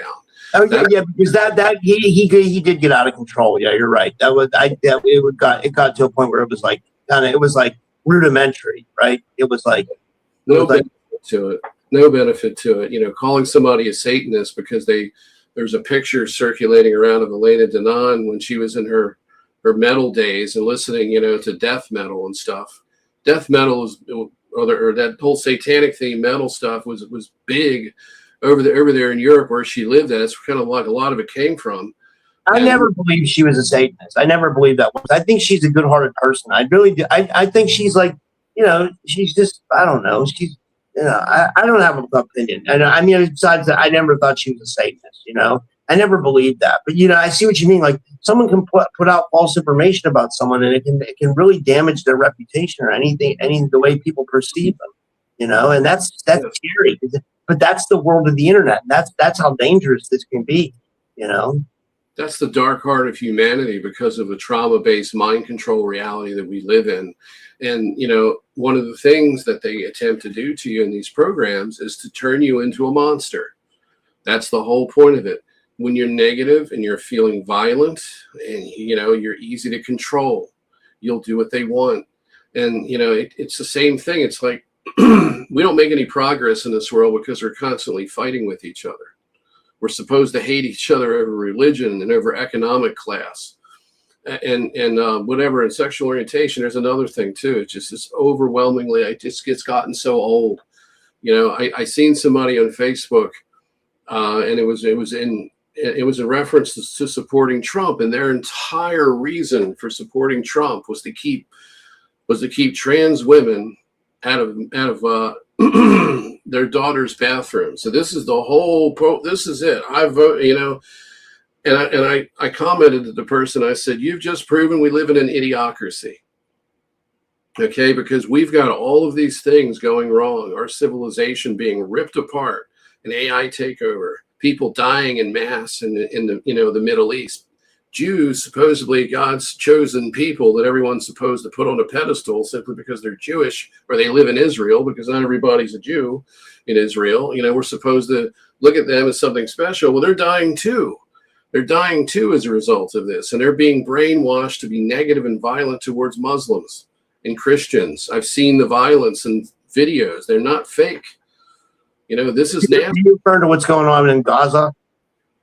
Yeah, I'm referring to what's going on right now, right in Iran, the Gaza Strip, all that whole area, Israel. There's a lot of violence going on. People are confused. They're lashing out at one another. They're afraid. Their lives are being destroyed. This is what they want. Yeah. I had a discussion with a guy at work. He's a Muslim. I didn't know he was a Muslim at first, but I espouse my belief system that we need to be working with these people. The Muslims, they have a religion that tells them to dominate other religions. And I said to him and other people there, I said, well, what do you think is going to happen when we go over there and threaten to kill them? We're reinforcing the reason they have that type of religious belief system. We're reinforcing it. We're giving them the proof that they've got to be warlike because everyone's warlike towards them. This is the reptilian plan. This is what they want. They want everybody fighting against each other. And it's like I said, you want to get out of this system, you want to get out of this mess we're in, you got to deprogram yourself from top to bottom. Things that you wouldn't consider to be programming are programming. The monetary system. We believe that we need to be in debt in order to have the motivation to provide for ourselves and each other. That's a lie. Money didn't always exist. There was a time when it didn't exist and people worked together. Why? Because they loved one another and they wanted each other to prosper and be okay. Of course, there were bad people trying to take more of their share of things, but the ones that went along with the system of working together for the common good, they're the ones that did well, and they didn't need money. This whole money system, it's debt and fear. That's all it is. That's another layer of the simulation, another control. It's another part of the control system. People have so far to go. They have so much deprogramming to do in this world. Once that happens, that's when it changes. It doesn't change because we vote for somebody or we win a war or we lose one. It doesn't, none of that changes a thing. We have to change everything that we do from the inside of ourselves outward. It's just when you tell somebody, hey, can you imagine a world without money? They can't. They don't know any. They've never, and it's astonishing, they've never sat down and thought, how would that system work? The only thing that's, and when they're confronted with it, they get resistant to it. They may get cranky and tell you to shut up. We don't want to talk about it. It's absurd that you're thinking like this. Or they'll point out some kind of mundane excuse for why we need this. And they'll point out, well, look at those people on welfare. Well, those people on welfare, they can't provide for themselves because the opportunity isn't there. And I've told people about, the concept of capitalism needs to have inequality in order for it to function. It's not designed to take care of everyone. It isn't. So why are we using it? Why? And it devolves into tyranny. It doesn't go anywhere. And I've used the example of other civilizations. And I'm thinking, and I tell people, it's like, look, do you think capitalists could travel across the universe and develop high technology based on our experience with it? All we do is fight over each other. All we do is try to hurt one another for the almighty dollar, whether it be the dollar or whatever they're calling it in whatever country you're in. It's just a control system. It's fear and debt. You're scared you're going to lose your livelihood. You're scared you're going to be homeless. You're scared your health care is being taken away. You're scared you won't be able to pay for something. You won't be able to eat. You won't be able to get to work because you can't afford gas or a car. Pickup trucks. Almost $100,000 now for a new one. Where did this come? When did this? It's like, It's almost as if I fell asleep for 30 years and I woke up like Rip Van Winkle, and all of a sudden everything's changed. It's like, I don't know how Dude, that's a hilarious analogy. I love that though. You said I fell asleep for 30 years like Rip Van Winkle, and you wake up and trucks are 30 grand, gas is $8 a gallon. You know what I mean? We're at war and we're about to embark on World War III, and people are being murdered, and not just that, but government's running black ops programs on everybody. You know what I mean? Like, I mean, let's not even go into like what happened at Lahaina, Hawaii, a couple of years ago. That's still on its own, and the weather modification shit that happened with Hurricane Helene, where we thought that was a government run, weather, stuff like that. We've heard stuff about them going after places for resources, mining, that whole, it's just you can go on and on and on and on and on. The air's not pure, the water's not pure, the food's not pure, and the sex isn't pure either. No, and Trump, this is what Trump did recently. He signed an executive order or something like that gave it's not Monsanto, there's other companies, but they make the herbicide component that's causing the majority of the cancer, and he gave them immunity from lawsuits. So if you're making the glyphosate, you don't have to worry about legal liability anymore, because President Trump has fixed that. And the excuse was, well, China makes all the glyphosate, so if we get in a war with China, because they're all they're entertaining that. If we get in a war with China, they can cut off our glyphosate, which will cause our crops to fail. Okay, well, why don't we get off of glyphosate since it is causing cancer? Well, no, we can't have that because it's Donald Trump. The plan. Like, that's why, that was Robert Kennedy's plan with the MAHA movement, the Make America Healthy Again movement. I thought that was part of this administration. See, and a lot of us wanted that. A lot of us liked the idea they had the MAHA movement. You know what I mean? And that it teamed up with, that was part of that. Yeah. Sorry, man, I didn't mean to interrupt. No, you made a good point. Robert Kennedy Jr. was in an interview, and I saw, and they asked him, why did this happen? And he said the president's reasoning was it was a matter of national security. We needed to secure the food supply. He says we definitely need to get off of it. The smart way to do this would be, if you're going to do that, and it's that big of a problem, it's that big of a threat, well, why don't we start working with China and stop trying to go to war with them? Why do we got to have an adversary? Okay, that would be the first question. Why are we doing this in the first place? Who are we serving? Okay, of course, they're never going to have that because they're all in this bubble. They can't see out of it either. So if you're going to be limited to either getting rid of glyphosate or keep using it and make the companies that make it, give them immunity to produce it. I guess that was the reason why we get it from China, is when it gives cancer and everything. Oh, well, the Chinese are we're getting it from them.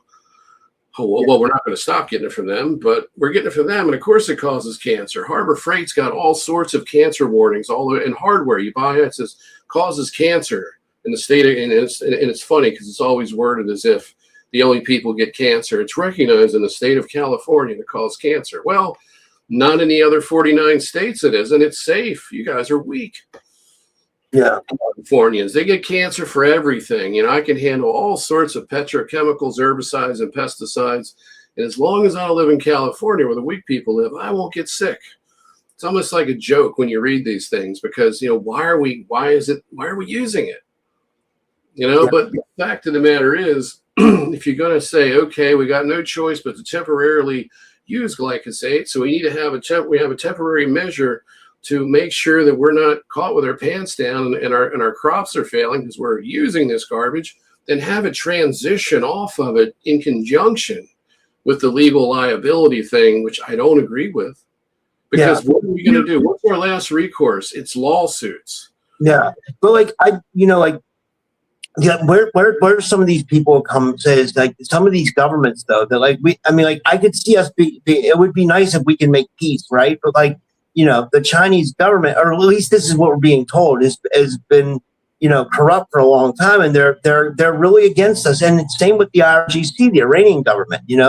They, you know, they sponsored. They said they sponsored. I don't know what's true though anymore, because this is what the media tells us. You know what I mean? But I mean, when that girl came on the other day from the Persian, she said the RGC. So do you think we can make deals with these people? Like, can we come to a peace and like come to a common ground with these people? Do you think that's possible? Absolutely. Russia isn't having a problem, are they?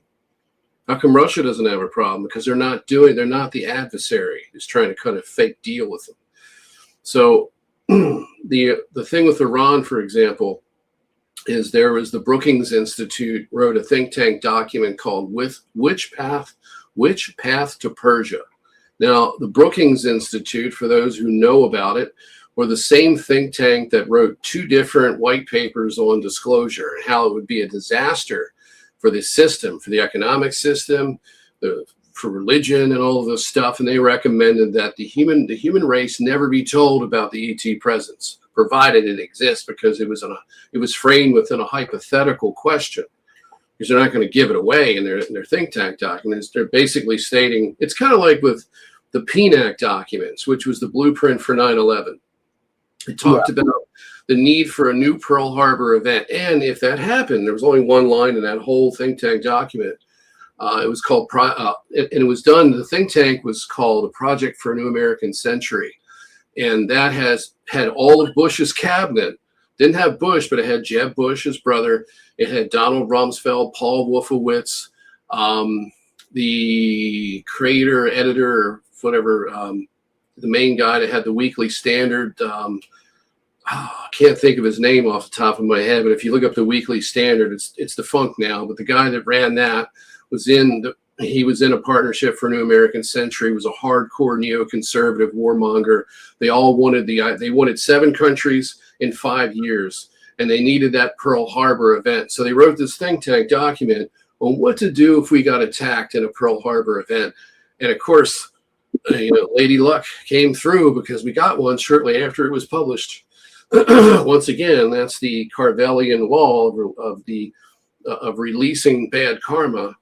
But it's just like with the Iran war, the think tank document, Which Path to Persia by the Brookings Institute, talked about various ways to scam the Iranian government into a deal, and then to renege on that deal, or to catch them, give them leeway, give them opportunities to violate it, and then bring inspectors in and then declare them in violation of the agreement, and then invade them. So you can sell it to the American people, because up until Trump, they always were worried about how to sell the war to the American people. And the think tank documents always express that. How do we sell it to the stooges and the public?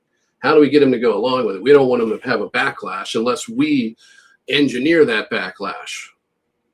And that was done in the Vietnam War. And, people have heard of Laurel Canyon, where that was a military industrial complex program to create the counterculture movement, so that way they could, because they knew that people were going to be opposing the draft. They're going to be opposing this unjust war. We attacked ourselves in the Gulf of Tonkin and blamed the Vietnamese. We staged a false flag on U.S. liberty. And I think Israel might have been involved in that. I have to check my history. But we staged this, and then we blamed them, and that was the excuse to go to war, to sell it to the American people. Now we don't even need that with Donald Trump, but they are making some very weak attempts to sell this to the American people by telling them that if we don't defend Israel to the very death, to our detriment, God is going to punish us. They are the chosen people. Well, no, what they are a bunch of victims who are living in the Middle East, have been put in the middle of a powder keg created by the CFR, actually created by the banking cartel.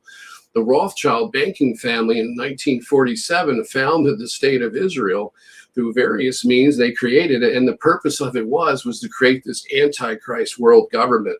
So for all of the Christians out there that somehow confuse Jesus with Netanyahu and the state of Israel, the government, not the people, the government of Israel. That's not Jesus Christ, for those who are questioning this, who are looking into it and confused.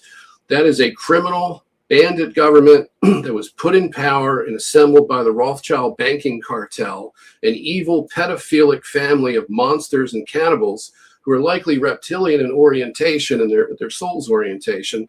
They set this up to set up a world government later, and they've sold you a false religious belief system, which partly, I think, or mainly came from the Schofield.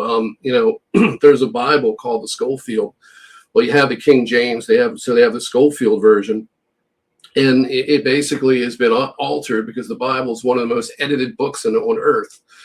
And they have a belief system where Israel is this big important place.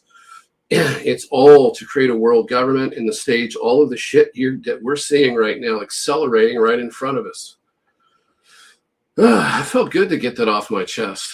I really did. Yeah, it's sad what they're doing to those people though, because they're making some Iranians believe that they're doing this to free the Iranian people. That's what they're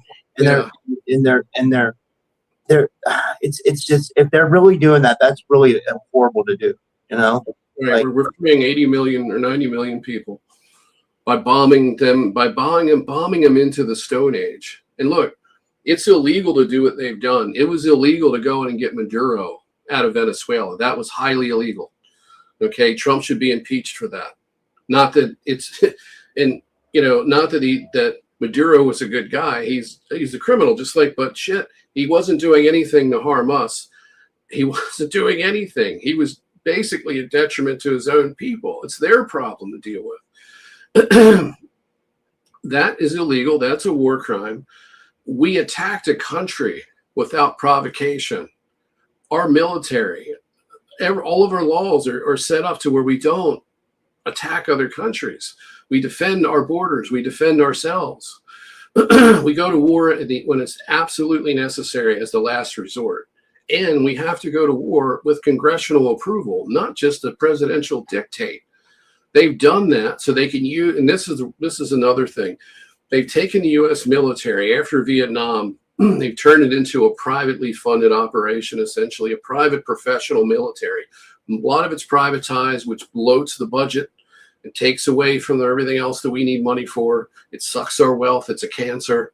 It's unsustainable, but it's not meant to be sustainable. It's meant to bankrupt us in the end. After they've used the United States to topple all of the governments they need to topple to create this world government, then they'll stop using us because we'll be like a can of beer that you've sucked the last drop out and you've squeezed it and crushed it and thrown it away. That'll be the United States, and we're all going to die as a result of it. We're going to die from artificial austerity. Okay, so I don't want to get too lost my place there. But I just want to get back to, to the other thing you said about working with Iran. Russia doesn't have a problem. How you deal with fanaticism is you don't provoke it. That's number one. Iran is a sophisticated culture, despite its barbaric religious norms that it has, where it kills people, where it doesn't allow dissent. A lot of that is influenced by the constant assault from the West. When they had a besides things like mullahs and some of the crazy, the IRGC and stuff, if you actually, I've watched because I've been interested in this war, I've watched travel shows on Iran recently, and where people went there and they have street bazaars with food, their culture is just like ours. A lot of the women, they do keep their women covered up, but a lot of the women will wear the shawl half off. You know what I mean? It's not it doesn't seem like a very I don't know. When you but I saw it from a different. I was like, holy shit! I know where they're coming from though. There's Muslim fanatics out there that do want to harm America. You know what I mean? But I always tell people, look at our foreign policy's been towards the Middle East for years. You know what I mean? This has been an ongoing thing for years. For at least almost a century. Since the creation of Israel, this has been going on. No, even before that, I got to brush up on my history, but the Russians were trying to get their oil. The Russians did nasty shit to them too. We put the Ayatollah or it wasn't the mullahs. I believe it was the Shah, and I think it was in the early 50s, and it was Operation Ajax. Ajax is a scrubbing cleaner. So the idea of Operation Ajax was to scour away the democratically elected president, Mosuldak, I believe his last name was, and then put in the Shah, and then the Shah was overthrown by the Ayatollah group, the mullahs and everything. So we're the ones responsible for that theocratic or theistic government, that theocracy that wields an iron fist over the Iranian people. My sister-in-law was married to an Iranian man. She had a daughter with him, and I went to, and she got married to a man in he lives in Great Britain. Not sure what area he lives in now. So her father, who's not in the Muslim faith, he's in, his whole family's in a spinoff of Islam. It's called Baha'i. Excuse me. Sorry about that. I lost my voice. There's a more kind of modernized version of Islam that they're part of, and it's much more open and free. They don't believe in hijabs and anything like that. They were being religiously persecuted. So he got his family out of there, but they still have family over in Iran. There's nothing wrong with these people. Okay, they're good people. There's nothing wrong with the Iranian people or anyone in these, or anybody in the Middle East. It's their governments that are bad. And a lot of it has to do with the United States and its foreign policy, as well as Israel. So we're to blame for this more than any other country. And when it comes down to who's funding the terrorists, the Trump regime and Obama regime, the Bush regime, they all, and Clinton, they always pointed to Iran as the bad guy. We're the biggest sponsor of international terrorism, bar none. Okay, we funded ISIS. We kept it going while we fought them. We still funded them. General Flynn got in big trouble when he was the head of the Defense Intelligence Agency, and he released a document that exposed the fact that we were funding ISIS indirectly through several countries, Turkey, Qatar, and Saudi Arabia. And I don't remember if it was a fourth or what the fourth one was. I can't, off the top of my head, I don't remember. But we were using them, so they were getting oil from ISIS. Whenever ISIS would plunder something, they would trade oil for arms. And where were these countries getting these weapons? It was coming directly from us. Yeah. Okay? We were providing it. So we created ISIS, we kept it going, and we brought it back. We took Afghanistan. We destroyed the country. We blew it to hell. We took out the Taliban, and then we put them back in. So who are we fooling here?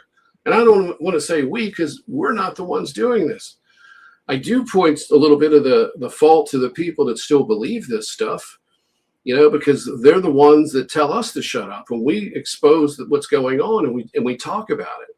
The brainwashed, and usually when you're that brainwashed, you're morally bankrupt at the same time. You don't care about human life. That's what the problem is. People don't have that heart connection any longer, and they'll go with this propaganda. Oh, might makes right. That's what a lot of people believe. That's the conservative Christian viewpoint, and it isn't Christian at all. It's satanic.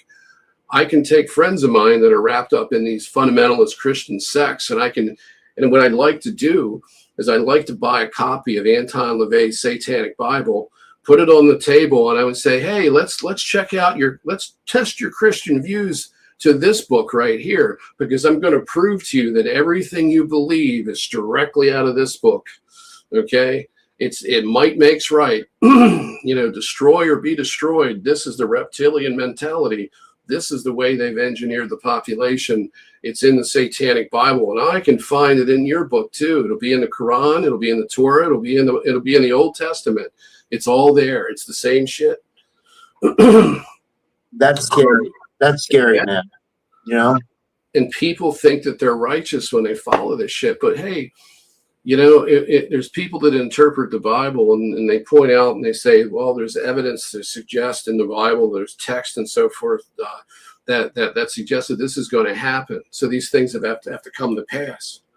I don't believe they have to come to pass. I see them happening, but I see this cabal engineering this Armageddon war.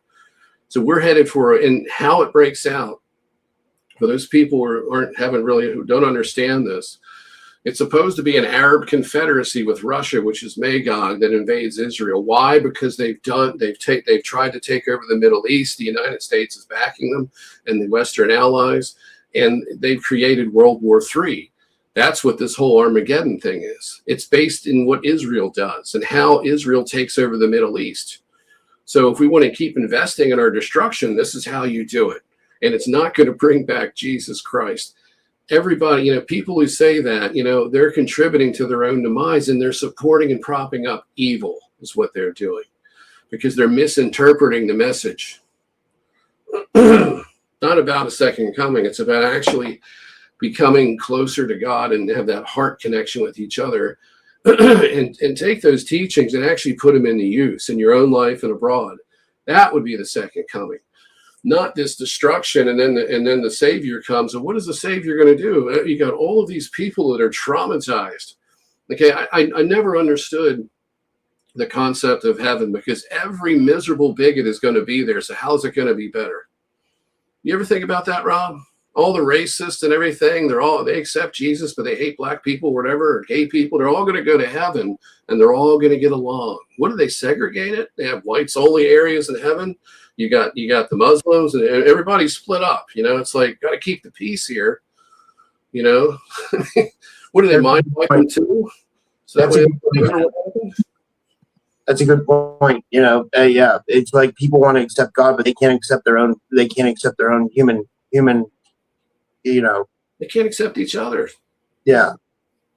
But then they always have a personal God that accepts them, but nobody else. But it was engineered that way too. You can't blame them, because it was absolutely engineered for them to think that way. You know what I mean? They can't blame them initially, but now I think you should, and you should do it in a constructive way, because it's time for people to change. It's time to wake up and see through this. Before it was conjecture. All this is going to happen. Okay, well, Jehovah's Witnesses say that Jehovah's coming over and over again. It never happened. All of these things are going to happen. Nostradamus predicted this, but it doesn't come true. Well, the fact is, it's coming true now, and it's time to stop making excuses. Draw the line in the sand and say, I'm not going to participate in this. I'm not going to believe this anymore. I'm not going to go with it. I'm purging this from my system. When you start purging it from your system, you'll see the world in a different way. You'll see that Muslim that you hated. You're going to see them as your brother or sister. There's no reason that we can't sit down and have deals with Iran and have mutual prosperity and peace. There's no reason at all. Russia can do it with Iran. Why can't the United States? It's because of Israel and this banking cartel. That's why. And ultimately, it's the extraterrestrials staging all of this crap, because they want this world and everyone in it in constant pain and turmoil and fear. They not only harvest energy from it, but they keep everybody under control, because we'll never. Question I have, Nate, about this: where are the goody teas, and why won't they step up and ever lift a finger? People say they're working behind the scenes in the background, but are they really? I have to wonder, how good are these goody teas if they can't step in and do something, anything to help this world? And what's crazy, and I have to question this. They'll quote that Star Trek, what do they call it? The no interference clause, where they're not allowed to interfere with the civilization. Fuck that, man. This shit has gone to we're pandemonium. We're at DEFCON 4 here almost on Earth. I think it's time that if there's positive ETs out there, they need to step up their game and come, do something something actually viable, not this work behind the scenes or something. Let's see some action. You know what I mean? Would you agree with that, or what do you? I totally agree with that. I've had people tell me that the good guys practice non-intervention. Well, what good are they at this point? I know there's intervention taking place, because I've experienced it. I've experienced intervention in my own life that I don't associate with extraterrestrials. I associate it with what you can call them extra. I like to call them extra dimensionals. Okay, yeah. They're another universe. So they, the other side, if you will, not the phony one that the AI creates that you have in your death experience and see, or not the soul trap afterlife or the other side, but the real universe that's underneath this holographic overlay, the one that we never left. We just fell into this distortion, this electromagnetic distortion. That would be the good guys. And a lot of us, I think, come here and forget where we came from. And we're part of that. I know I'm part of that. I know many other people are, but they want to embrace the false identity overlays. I'm a Pleiadian, I'm from Orion, wherever. You may have been that, but the fact is you didn't come from this universe. Nobody did. Now, that's my belief. I think over time, I think people are going to see it and they're going to experience that and understand it to be truthful. Because it was the one thing that I was able to do to actually, when I embraced that and I actually made use of it, I broke free from their programming and I broke their tech, so they can't hit me anymore. So we can, if you want to get into that, we can talk about a little bit about their mind control tech. I've talked about it before because people need to hear about that too. But overall, I mean, where are these ETs at? Well, I think as far as, you look at the Farsight Institute, as far as they're concerned, the ETs are the ones exacerbating the human condition, making it worse so that the system collapses. Well, I like the Farsight Institute, but I can't engage in the groupthink. I have to question things, and I'm doing it in a respectful way.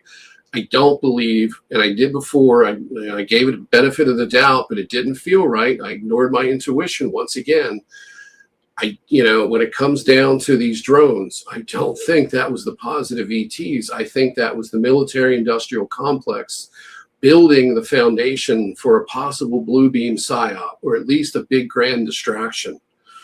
And it didn't feel right when,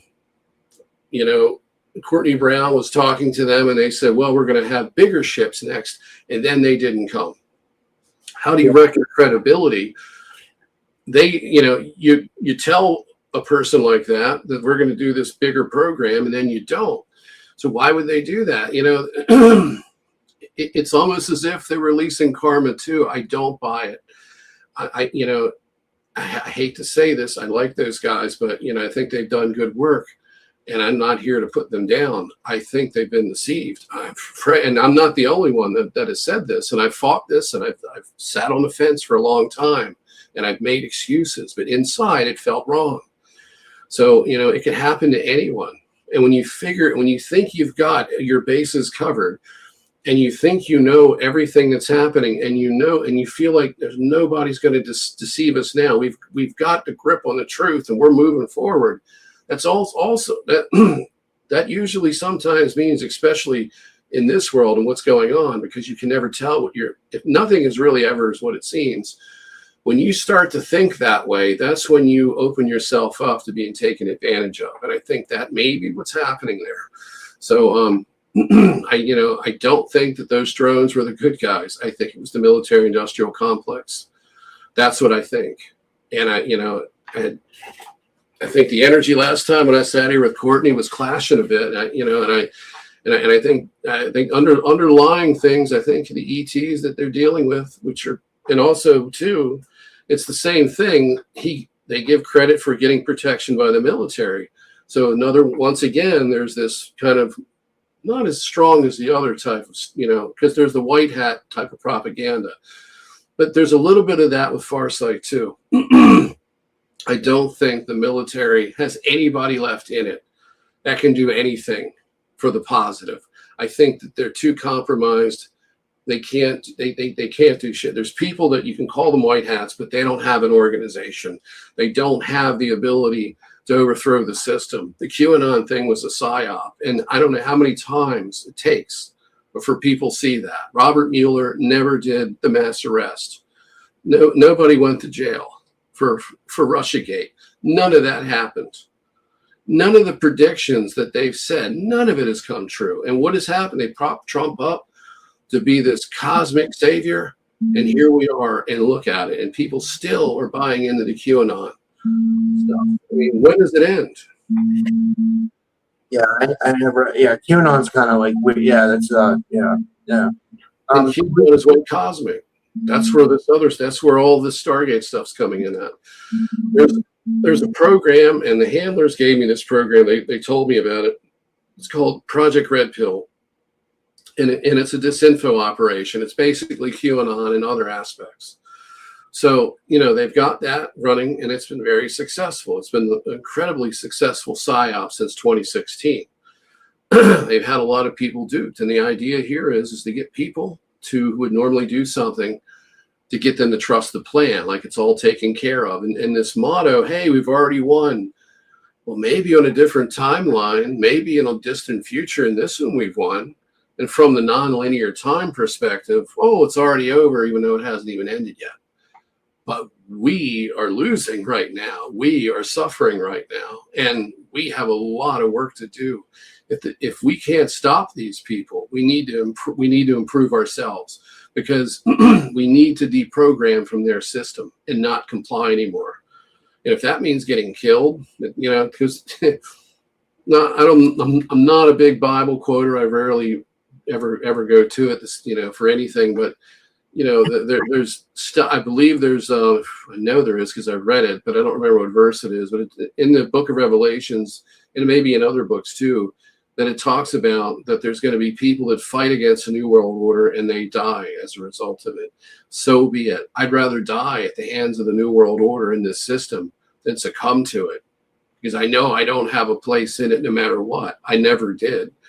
And if you're sick and you have a disability or you're old, they're going to euthanize you. They don't want you. You're just cattle. They don't let the old cow stay in the pasture. It's not productive. They kill it.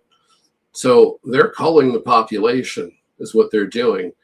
And this mRNA vaccine, by the way, if you didn't get vaccinated, you're likely going to test positive if you did, because the shedding, the way this is designed, this bioweapon, it sheds, and then you get that crap in you no matter what, just by being around people. And they're sneaking it into the pharmaceuticals. I'm sure of it. They're putting it on our food, whether there's rumors of it. But a lot of times when they do stuff like this, and we find out about it, just like with chemtrails, stratospheric aerosol injections, when they're willing to tell you about it, they've already been doing it.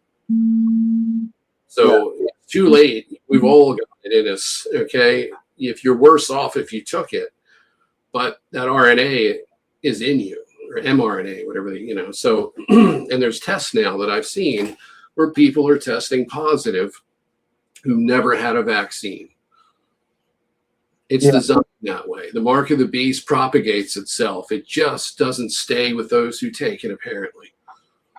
And really, think about they talk about if you take this mark, you're going to be damned. I think the real truth is if you buy into the lies of this system and you believe it, that's damnation. That's damnation. That's real damnation, because your soul is going to be trapped over and over again. I don't know I don't remember if it was Germany or Canada. I think it was Germany. No, it might have been Norway. I don't remember, but I reposted this on Facebook from somebody else. There's a country, one of the European countries, requires you before you have physician-assisted suicide, you have to take the COVID vaccine. What? Does that make any sense? That's insane. Yeah, you've got to be injected with that garbage. And, the only thing that makes any sense is that they would inject you with that, wait a little bit if it didn't kill you, and it just simulated your brain where it damages your hippocampus, which is your pattern recognition, okay? And it damages the pituitary gland, and it basically numbs you to anything spiritual. And it isn't always the case. The more spiritual the person is, they have the ability to push through that, but it does affect your thinking. And if they can affect your thinking, and they can affect your connection with the Creator, there's a greater chance you'll be recycled. So maybe, just maybe, that's besides for profit. Oh, we got to get another jab in them to make some, so Pfizer makes a few bucks before we kill them. Can't waste a good opportunity. I think it may just be something else. I think it's part of the mind control. If they can cut you off from God, chances are you'll be recycled. And what happens when they depopulate? Yet people will say, and I had a disagreement with Courtney Brown from the Far Side Institute. One of the early interviews we did, I mentioned about depopulation. He's, that's not true. Well, if that's not true, then why are they doing what they did? Okay, I think those guys may have taken the vax. Good chance of it. But think about this. Every think tank, the Royal Society, the Bilderberg Group, every one of them, Council on Foreign Relations, they're all for population reduction. Okay, So to say that is literally living in a bubble, because that comes from believing the ET contacts. And if they don't tell you, then it's not part of the whole situation. So if the ETs tell you this is a prison, they want to jam as many people into it as possible. And so why would they want to depopulate? Because they're just, they would get rid of the containers that they keep the souls trapped in. Well, the truth is that this is just one of many prison planets. It's in a system. When they stage a cataclysm here, what happens to the souls? The ones that can't escape, which is the majority, get funneled into another reality, funneled into either an AI containment system, or they go into another planet where they're incarnated there under a mind wipe and then sent back here once there's enough containers to put souls in, enough of a population to begin remigrating those people from those souls from these other prison planets back to this one. It has happened over and over again here, and it happens over and over again in the other planets in the system. This is basically a revolving door prison system where you could wind up on Earth for a few lifetimes under a mind wipe and wind up in another planet under a mind wipe suffering there. That's how this system works. So it does not matter if they depopulate it. They're just going to shift you and send you someplace else. You're going to be conned into going into the tunnel of light. You're going to be conned back into another lifetime, and you're going to be mind wiped, and that's where you're going to go. And it doesn't matter if Earth has vacancy, because if it doesn't, you're going to go somewhere else. Yeah. Did you? One thing I wanted to bring up, Nathan, going back to this war stuff, is I don't know if you heard this, but there's a new betting site. It's called Polymarket. It's big. The reason why I know this is because it's big with the UFC. Like, they always show it when they're showing the UFC fights, and like I don't know much about it, but I heard that someone has been making massive. I'm talking about massive amounts of money when Trump drops news about the war. They're betting the war on Polymarket. But this isn't like, the reason why I'm bringing this up is this isn't a normal bet. They're making literally millions of dollars off of when supposedly when Trump drops news on the war, literally, they literally, they're making, someone is profiting millions of dollars off this. Like, you guys can look it up. It's like, I would love to know who that is, Trump former staff member, Scaramucci is his last name. I don't remember what his first name is. I caught an article where he was talking about it. So he's exposing it. Yeah. So he was supposed to be the kicked out. You have heard about it then? Yeah, and that happened it happened actually before 9/11. There was put options on American Airlines stock. And the former, I believe it was the former head of the CIA, his name's Krongard. He lives here in Maryland. He was a couple of years ago, he was arrested for taking a handgun and through the airport at Baltimore Washington International, where he got arrested and charged with a felony. Probably got off because of who he is. But he had set up a type of hedge fund that was handling these put options before the 9/11 attacks took place, and they were trading American Airlines stock. And they made a bundle because they had prior knowledge that attack was going to happen. Wow. Has raided the stream. Well, I don't know. That's my friend who has the Art Bell channel on Rumble. We do on Rumble. We do raids. You can raid each other's stream. It just means they're bringing their audience over to watch it. So it's a good thing, I don't know what it meant, actually. So, but yeah, Mr. Krongard did the same thing. He had prior knowledge of 9/11 because that was an inside job that was designed to set the stage for the situation that we're currently in. That gave us the Patriot Act. It allowed them to do regime change once again in Iraq, and to attempt to do was it 7 countries in 5 years. They didn't get that far with all of them. They got Libya though. They were trading oil and they were minting gold coins, Gaddafi was, and trading oil in it. And they said Gaddafi was this horrible dictator. Those people had free health care. They wasn't any homeless population. They weren't killing anybody. They were giving them housing. The oil revenues allowed them to provide a lot for their people. Those people were doing really well. And then we went over there and wrecked everything. We went over there and had Gaddafi killed. Those people are much worse off now than they were under Gaddafi.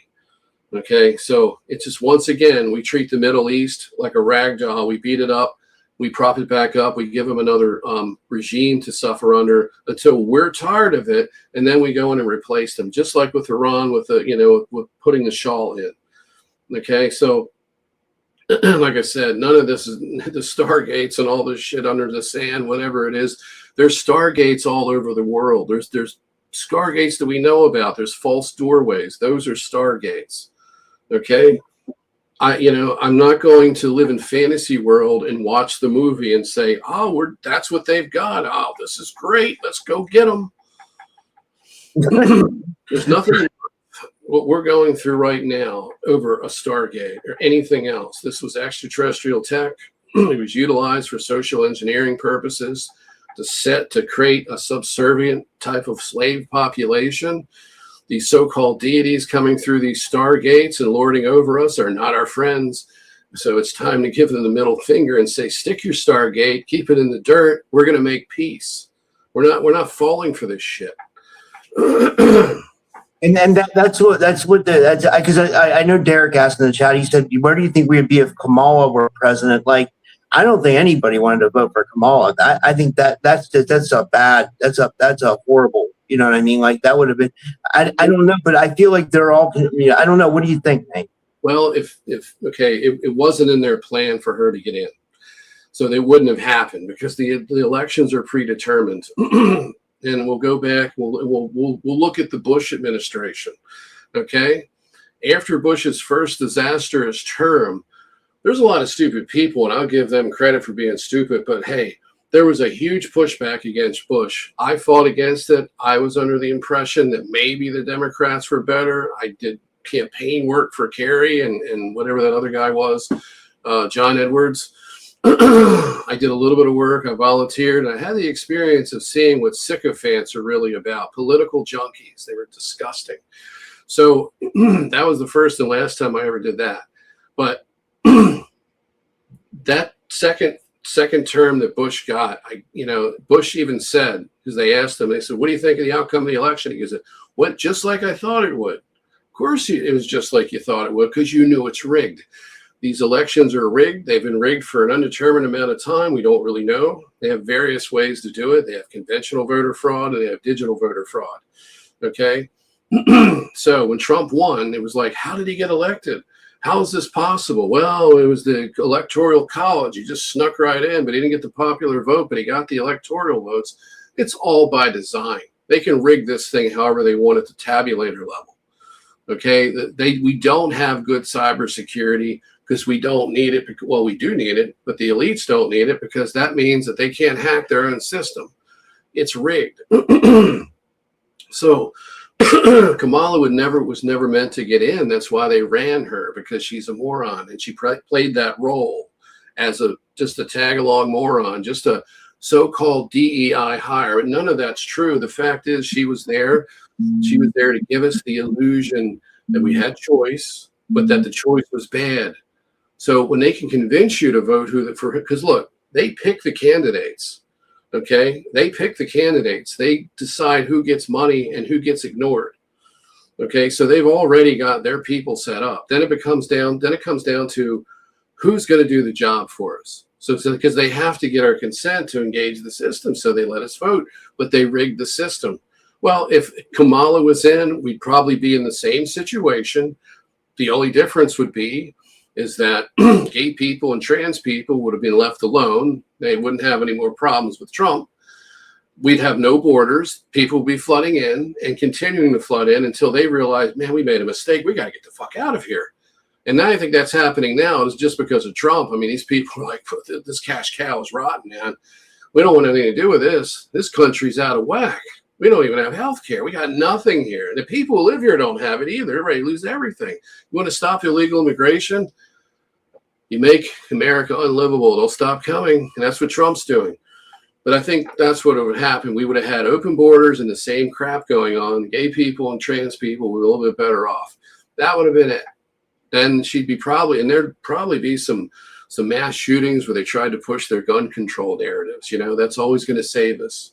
Give up your guns to a tyrannical government at its worst point just before it collapses. Oh, that sounds like a great idea. I want to live in a utopia where guns don't exist, just like all the rest of the countries who wish they never gave them up. The people, of course, who understand what's going on, wish they never gave them up. I want to be just like them. Is that the solution? Do I have faith in Americans that they're going to be able to topple this regime and overthrow this satanic government? Hell no. Most of these people are worried about losing their jobs and what their neighbors are going to think of them, and they just shoot on the weekend or they go hunting. But when it comes down to it, when they're sober, they don't want nothing to do with violence. And the last thing they're going to do is be patriotic enough to overthrow the government. They're domesticated. Having a gun is like owning a hammer. That's it. We're not going to topple the government with hammers. The gun, overthrowing the government violently is not going to work. Because then you have to ask yourself, well, once we get rid of the current scumbags, who's going to take over? Well, the most violent people are going to take over, and they're going to take their place, and it's going to start all over again, because that's exactly what it does. Because in reality, we can't govern ourselves because, one, we don't have psychic abilities, and two, we have extraterrestrials puppeting our governments and creating this system. Until we win, and this is where Farsight's right, you got to wake up to that reality. How do we get there? That's a good question. Now, with Farsight and other groups, and I've noticed something, and I'm seeing a pattern here. And I don't want to throw everybody under the bus, okay? I'm not going to condemn Farsight, but I'm just going to say that there's a pattern that I'm seeing among people that have what they think is benevolent contact. The pattern is that the information will be even more accurate than 80%. It'll be closer to 90%. They're going to allow their assets to address these deceptions. They're going to scrutinize information. They're going to give you what sounds like the good news, not just the good news, but accurate analysis. But at the deep-rooted core of it, they're still dealing with the negative ET presence, and they don't recognize it. They don't see it. It's a type of more advanced type of manipulation where you now have people that appear completely trustworthy, and they've got the truth, and they're giving good analysis, but they're still being deceived themselves. So look out for that, because that is the kind of the more advanced, because now they're having to give up more concessions. They have to give up more truth. So instead of Elena Danaan telling you that Klaus Schwab is going to be sent to another planet, which, by the way, that was one of her predictions. That's hilarious. No, wasn't for real? Was that really what? Yes, it was Christine Lagarde, who's in the banking cartel, Klaus Schwab, former World Economic Forum head. Him and others were going to round these bastards up, and they were going to send them to another planet. The Galactic Federation was, and they were going to just put them on a planet where they were isolated, Jesus. And they were going to take out the cabal. Oh, Jesus, man! Like that never happened. But guess what? Everybody forgot that she said it. And not just that, but like some people actually believe that. You know what I mean? And they intentionally forget. That's the other thing. They want to believe this. See, this is where it comes down to you're lying to yourself. This is the mind control. They want to believe it so badly that when it doesn't happen, and it's clear and obvious that she's been putting out bad info because she's being lied to, okay, then they double down and they don't back away. They just believe the next story. And Elena, in the typical way this is done, is that the person, they do what Steve Cambian of Truth Seekers calls the cosmic con shuffle. They just drop the narrative and move on to another one and never go back to it. But sometimes they do. Like David Wilcock revisited the solar flash. Ishmael Perez will probably do that too. It's just a rehashing of the same storylines. I've been around long enough, okay? The one benefit of being old is that I've seen a lot, and I've examined the patterns. I've seen the patterns. I can remember what's happened. And I know that this has been pushed on the public before. These narratives are cyclic.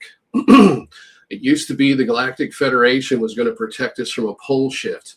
Back in the 80s, in the 90s, this community, it was basically magazine-based. There was no internet. It was books and magazines and conferences, but far less, not as many. And it was all done by mail order and ads in magazines. The narrative running back then was that there's a pole shift coming. There's always doomsday coming, and it's always the Greys are abducting people, and they're telling them that we're not good stewards of the planet. We need to change, and we're going to blow ourselves up. And then there's a pole shift coming, and we're going to be saved by the Galactic Federation. And back then it was the Ashtar Command. None of that stuff happened. But the same people that were pushing that then, when it didn't take place in 2000 and 2012, what did they do? Cosmic Con Shuffle. It's a sign of mind control. Steve Camion, for most part, thinks it's just people trying to profit and grift. But this is mind control. And I've wrote him and I've told him, I said, sometimes, Steve, a grift isn't a grift because these people believe it because they're being deceived and mind controlled. Okay, so to them, there's a reason for it. Or maybe they don't even need it. Maybe they've broken contact for a while, and then all of a sudden the voices in their head come back a few years later. It's time to get back on social media, time to write another book, time to do some more channeling. And the narrative shifts again, and the same people carry the new narrative, and they don't bring up the old one. But sometimes they get desperate, like a David Wilcock, and you got to revive something because your other con didn't work. And I think at this point, he's more into the, the grift and the mind control, even though it's actually a product of both.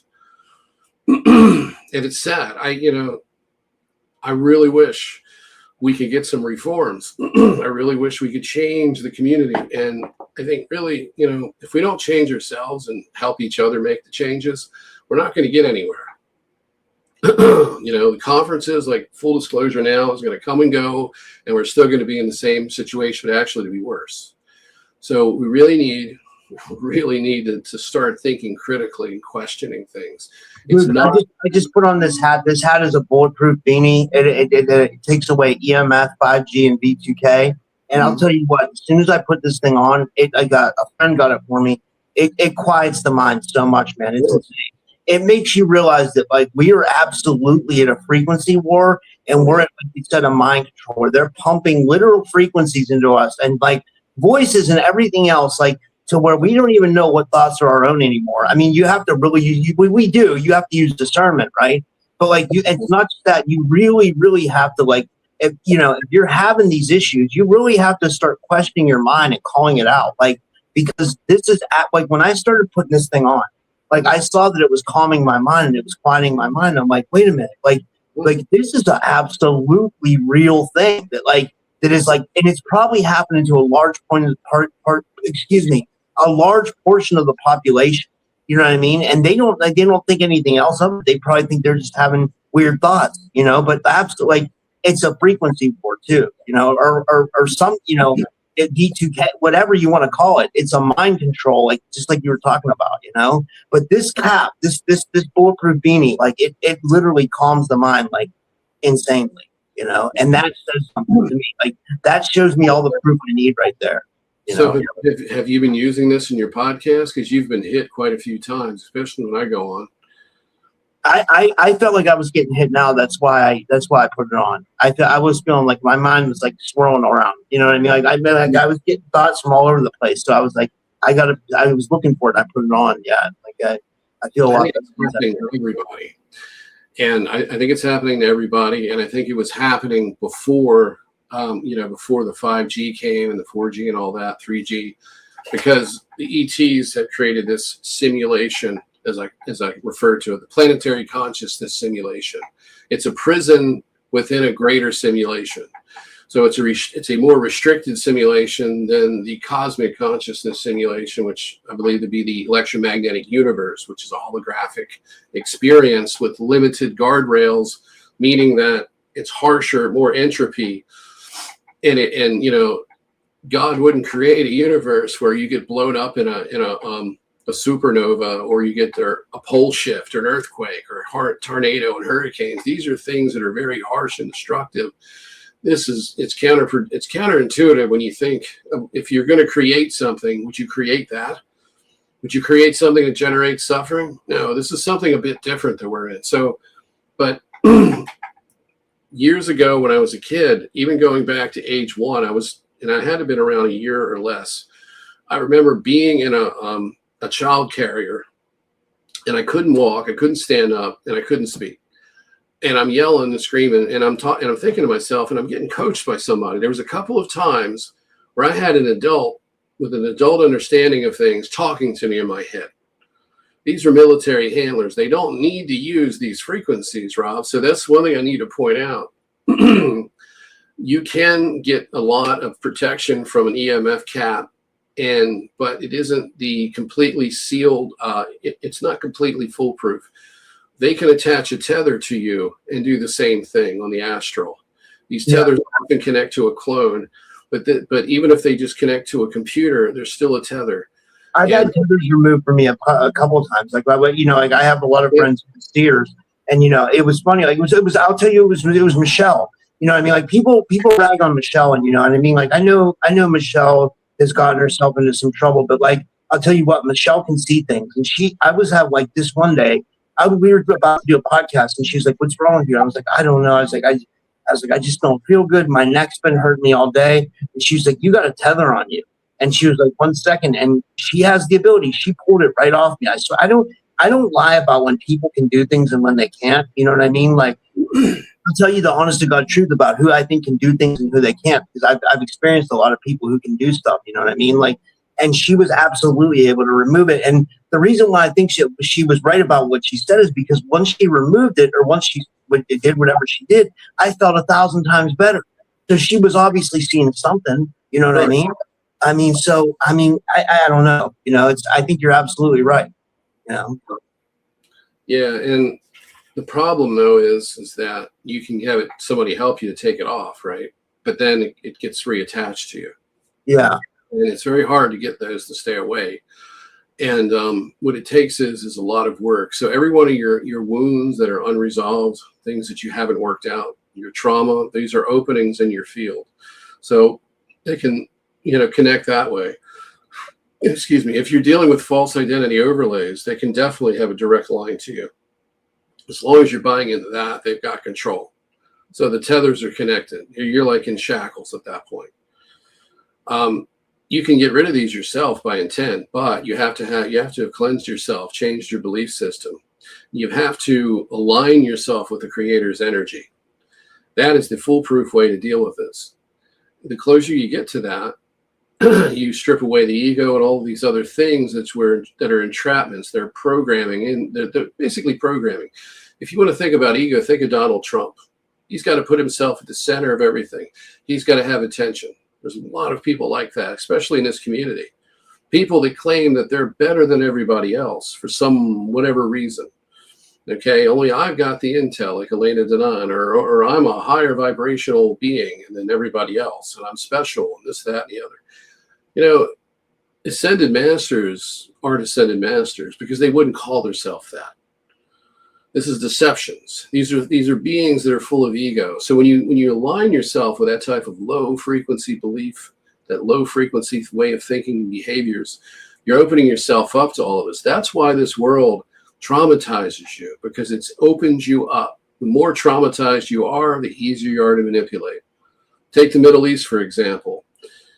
If you take the Iranians, let's just say that they've been treated great by the world community and everybody's getting along. You think they're going to radicalize and turn on against everyone? No, but if you keep them under a state of trauma, constant sanctions, constant threats of war, infiltrations by intelligence agencies, counter terrorist attacks, things like that, you just keep it going, you're going to radicalize people. You're going to make them think in that low frequency range, and they're going to act that way.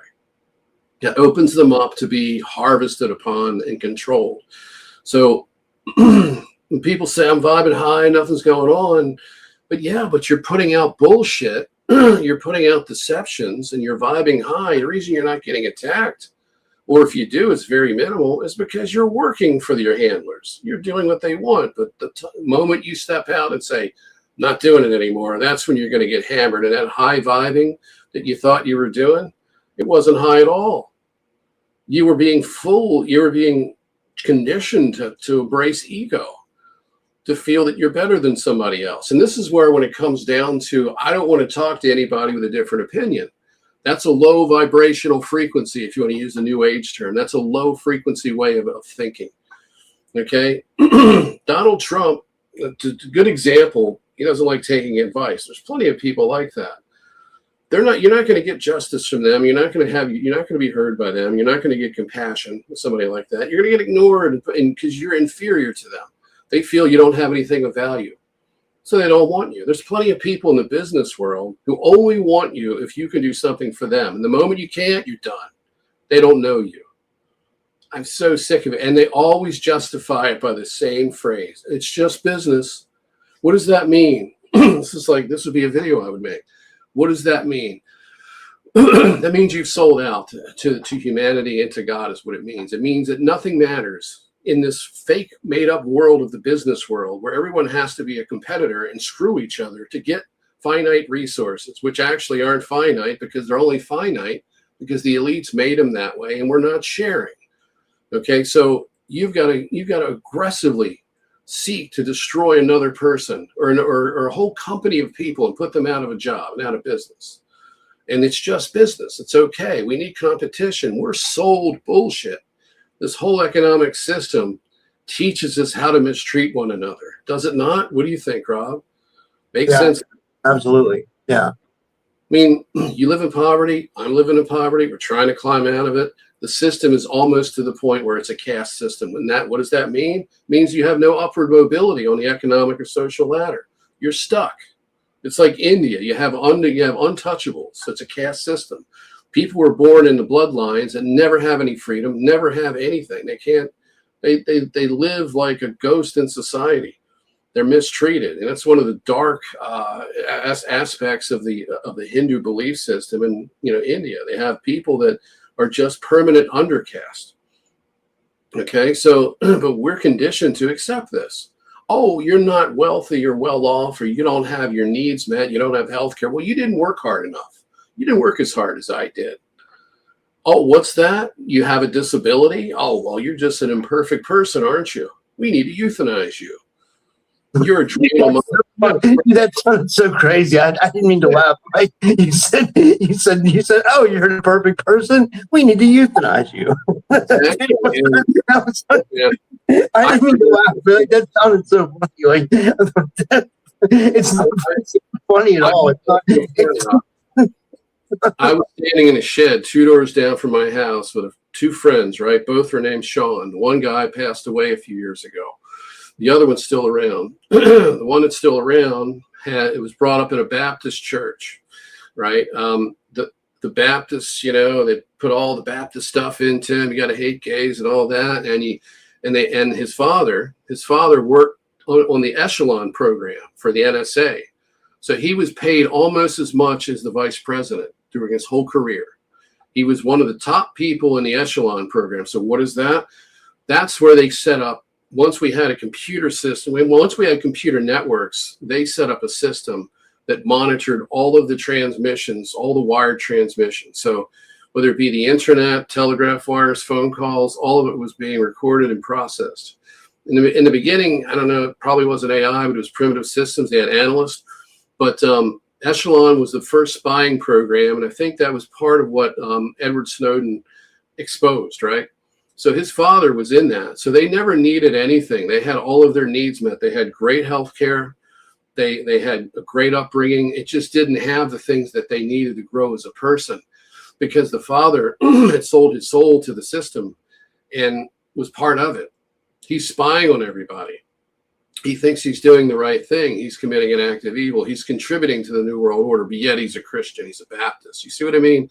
It doesn't matter if you're going to church. It matters what's inside you.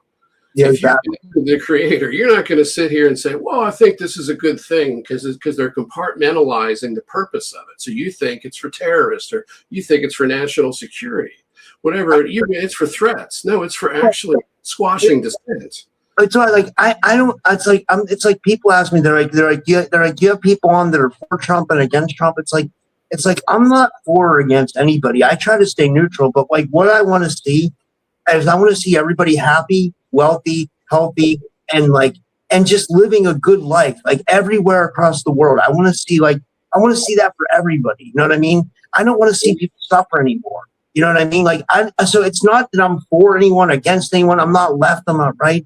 I'm for us all prospering and being healthy and living a good life and getting along and so that's why a lot of what you're saying kind of resonates with me, because it's not about being it's not about being left or right or for or against or this or that, or, you know, it's about we're up against we're up against an evil, you know, shadow government. You know, Right. they don't really give a fuck who the president is. You know what I mean? It seems like they're calling the orders, they're calling the shots, and above that is non-human intelligence. You know, Right. Just want to get back to real quick what that friend said to me, then I'll elaborate on your point. He told me, and I was going through workman's comp suit at this point. It'd been almost 2 years. I hadn't even seen a doctor. This is how bad it was. Spinal injuries and everything. He told me, he says, I don't believe you should get help. I'm like, we've known each other since teenagers. What is this about? You know, so I was shocked to hear this. He said, because it raises my premiums. And his brother, who, you know, is an acquaintance friend, you know, his belief is he doesn't want to pay into healthcare because it covers other people. The money he pays into it goes to somebody else. He doesn't recognize that their money goes towards him when he needs it. It's a pool. They just pull whoever needs it gets the help. Well, he thinks it should be for profit, and he's locked into this belief system, and it's us against them, and it's the same garbage, you know. I mean, it's the type of people that want to condemn the illegal immigrants when they were lied to come up here and given money and the opportunity to leave their countries to come up here to live as criminals. They thought they were getting something. They thought they were going to get citizenship because Biden lied and said, come on in, everybody. We're going to take care of the whole world. We can have 6 billion people move right in here to the United States, and we got plenty for everyone. and it wasn't just that. What Biden did was so fucked up, man. What he did was like, I saw this dude. I've talked about this before. Some dude was showing like the hood in Chicago, you know, and he was showing that there were literally like veterans in tents across the street. Meanwhile, illegal immigrants were up in apartment buildings, you know, and we know this for a fact that the Democrats, you know, like, again, I'm not partisan, but the Democrats gave them like enormous amounts of food benefits and cash benefits. You know, right. This isn't a fallacy. What I'm speaking is true. So, you know, there's corruption at all levels of this, you know, and it's horrible, you know, what they're doing, you know, it's you know, and for him to like be that negligent and let all those people in the country, it's just like, it's a travesty towards what this country stands for, you know, because there's people like my family and your family who came here. Like my family came here from Ellis Island. They all worked hard. My grandfather was a prisoner of war in World War II. I always say this. My dad was Vietnam War. You know what I mean? They all came here legally. You know what I mean? And like they all like, you know, or like, why is it that people come here legal and they get all these benefits? And like, you know, I've never understood that. And I'm not against people coming here. Like you can come here and be successful. It's just like do it legally and don't flood the country with illegal immigrants and fuck up the whole country. You know what I mean? It's like nobody succeeds. And those people have to live as criminals. And they never really get a piece of the so-called American dream, which doesn't exist, by the way, but they never get a piece of the social safety net that's now being taken almost completely away from us. They may pay into it, but they never get it. It's a human rights violation of the extreme, what they're doing to these people. And then all the children that disappeared, close to 500,000 children disappeared into the hands of sex trafficking cartels. And there's no accountability for that. And of course there's no accountability because Donald Trump is not going to hold anyone accountable. And I posted this on Facebook. I said, what kind of president cancels the investigation into his own assassination? And I said, answer. Someone who works for their assassins. Where's the investigation into that? You think, I mean, if you're Donald Trump and they just tried to shoot you in the head and missed you and clipped your ear, don't you want to know who did it? Maybe it's your constituents. Maybe that's something to do with Israel. Maybe they needed to like knock you, give you a little nudge, you know, like we don't blow his head off. Maybe he'll listen now. You know, it seems like that was the turning point right there. You know, it's once that happened, they're like, he takes it seriously now. He's not going to let his ego dictate any type of deviation from the plan. You know, you can look at it that way, or you can look at it that it was staged. Jesse Ventura told Pierce Morgan in an interview, he says, haven't you ever heard of a blade job, Pierce? Like in wrestling, you know, you pull out a little razor blade shard and you stick yourself in the forehead and then you poke the bone in your skull and you squirt blood out. Well, Trump could have nicked his ear, but I've looked at the pictures. It looks like it just grazed the corner edge of his ear, and there's a little bit of an indentation there, and that's what it looks like it did. They would have to have like the most insane sharpshooter in the world to do that, though. I mean, because like they literally could have killed him. You know what I mean? They would never do that with a sharpshooter. Nobody would say, "Oh, we're just going to pierce your ear, Mr. Trump. We're not going to, but if you move an inch to the left, you're done." No one's going to agree to that. Now, was there some space age ET technology there guiding the bullet and preventing him from getting shot in the head? I don't know. I just know that they had a perfect picture of the bullet, which could have been photoshopped. Somebody takes a picture and literally the bullet is flying out through his ear and out the other side, and they've got a picture of it. And I'm supposed to believe that? Kind of reminds me of when 9/11 happened and Muhammad Atta's wallet with his identification, his driver's license, fell out of the World Trade Center from inside the plane that blew up. Speaking of, I got to give a shout out. You just made me think of something. I got to give a shout out. So I put this all over every social media platform. Rest in peace, Major Ed Dames. He died, dude. He was the one, when I interviewed him. He told me that I just tell you this. He told me that Muhammad Atta is still alive and he's living in Saudi Arabia. But also, you guys don't know, Major Ed Dames. He was on Art Bell back in the day. So it was an honor for me to be able to interview him. But he was one of the, we talk about like Courtney Brown and the other ones that we watched, Dick Algar and all that. But like one of the OGs to do it was Major Ed Dames, and he learned from like Ingo Swann. So I got to give him a shout out, and I hope he made it out of the simulation. So that's Project Stargate. It was under other names too, but it was Project Stargate's the main one. That was done. It was done different places, but it was at some point I think the major portion of it was done at Fort George G. Meade, Maryland, or Fort Meade, Maryland is where Stargate was mostly headquartered at. So, yeah. Oh, sorry. Yeah. Did you want? Yeah. I'm sorry. I was going to say, do you think about his theory that Muhammad Atta is still alive? Right. Well, what I wanted to say about that is I remember watching the news shortly after 9/11. And Muhammad Atta's mother called in to, I don't think it was Fox. I don't remember. It might have been, it was a morning show that I saw it, but I don't know but wherever she actually called into a major news meeting and they put her on the phone, they talked to her. And she said, "You're being lied to. My son is still alive." He said he was never involved in 9/11. He's a software engineer and he's working, I think she said, Iran or Saudi Arabia or one of them. He's in the Middle East. So she was claiming he was alive after they said he was dead. And that's when they said they found his driver's license. As the plane blew up, as it went into the World Trade Center and exploded, his wallet was ejected out of the plane through the building, through all the debris and fire. And it just so happened to land at the feet of a CIA agent who picked it up, and it was in perfect shape. No burns at all, no charring, no melting of the plastic, no discoloration, just like it came out of his wallet, fresh out of the Motor Vehicle Administration. What the hell? That's insane, man. That's insane. Yeah. So are you saying that that those hijackers might have not been on the planes? Yes and no. There may have been some, but apparently he's still alive, at least according to his mother and Ed Dames. So what are we to believe? I mean, what I think they did is they nerve gassed those people in those planes and they flew them remotely into the buildings. The rest of it was a Popeye missile that struck the Pentagon. When I was watching on that day, I was watching live. Wait, I just got hold that thought. I just got to ask you this, because what about my hometown? A plane came down here in Scranton too, and supposedly those people fought the terrorists. So I got to get your opinion on that too. But sorry, I didn't mean to interrupt you. That was shot down in the air, and they lied about it. The debris field. The reason why it was so small in Shanksville is because the major part of that debris field was scattered about. It was blown up in midair. It was shot down. Cheney apparently gave the orders from a bunker, secure undisclosed location, to shoot it down. And the reason why they had to shoot it down is because it was being remotely piloted by satellite, just like the other planes were.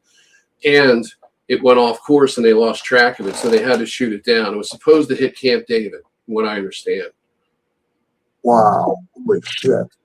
That's insane, man. That's insane. So do you think the whole 9/11 was absolutely a false flag psyop for a never-ending war in the Middle East for oil and opiates? They had 7 countries in 5 years they were going to take out. That was in the PNAC document. So they needed the Patriot Act passed. The Patriot Act had already been written. It was a massive bill. It was already on the shelf. They already had it. There was no debate. In fact, here's another catch, right?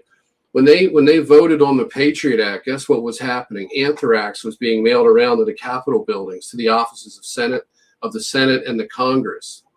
Okay, so they were keeping these men and women in Congress. They were keeping them on the edge of fear, because there was white powder, which was anthrax, and not just any anthrax, not some homemade terrorist anthrax. This was military weapons grade anthrax from Fort Detrick, Maryland.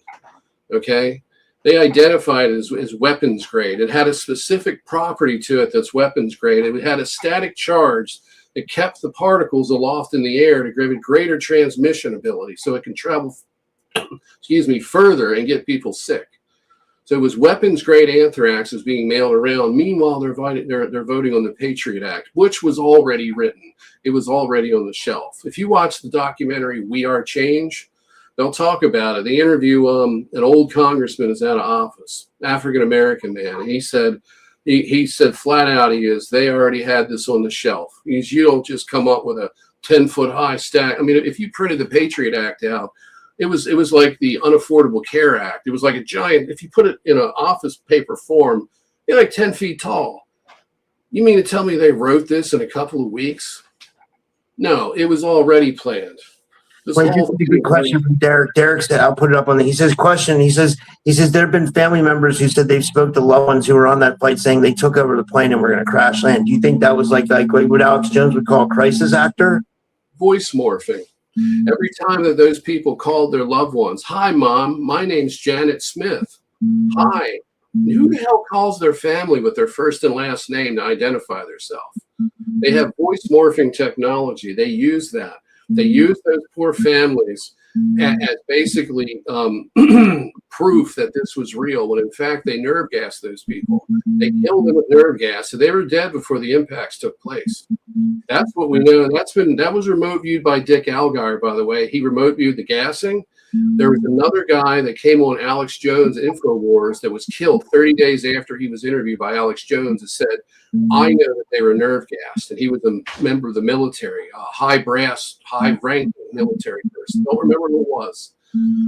You have to ask Alex Jones at this point, because they scrubbed everything, and all that stuff's gone. He doesn't. I mean, other than what they have as an archive, it's not published anywhere. But I remember this. I remember a lot of things. So I've been around for a while. But that's what happened with that. And let's see what else. Dude, can you talk to the audience for like a minute? I got to piss so bad. I can't. I mean, we've been going 2 hours and 47 minutes. I'll go a little bit longer, but I can't hold my peace. Wrap it up. You want to wrap it up now? Because if you got to pee, yeah. Let me just go pee real quick. I can't hold it. I'll be right back. Okay. Anyway, I'm not able to see the chat, everyone, so thank you for tuning in tonight, and thank you for listening. Thank you for supporting Rob's show. Please, if you have any money left over from all of your bills with all this artificial austerity and this high jacked up inflation, please send something to Rob to help him keep going. He's one of the only people that actually will let somebody like myself speak, and anybody speak for that matter, because everybody deserves a place at the table to say what they have to say, regardless if they're half wrong or fully right. I've been there myself. I was deceived. Rob gave me a chance to speak. If it wasn't for that, I don't know if I'd be here right now. I could, who knows where I'd be. And I definitely don't think I would be doing the things that I'm trying to do.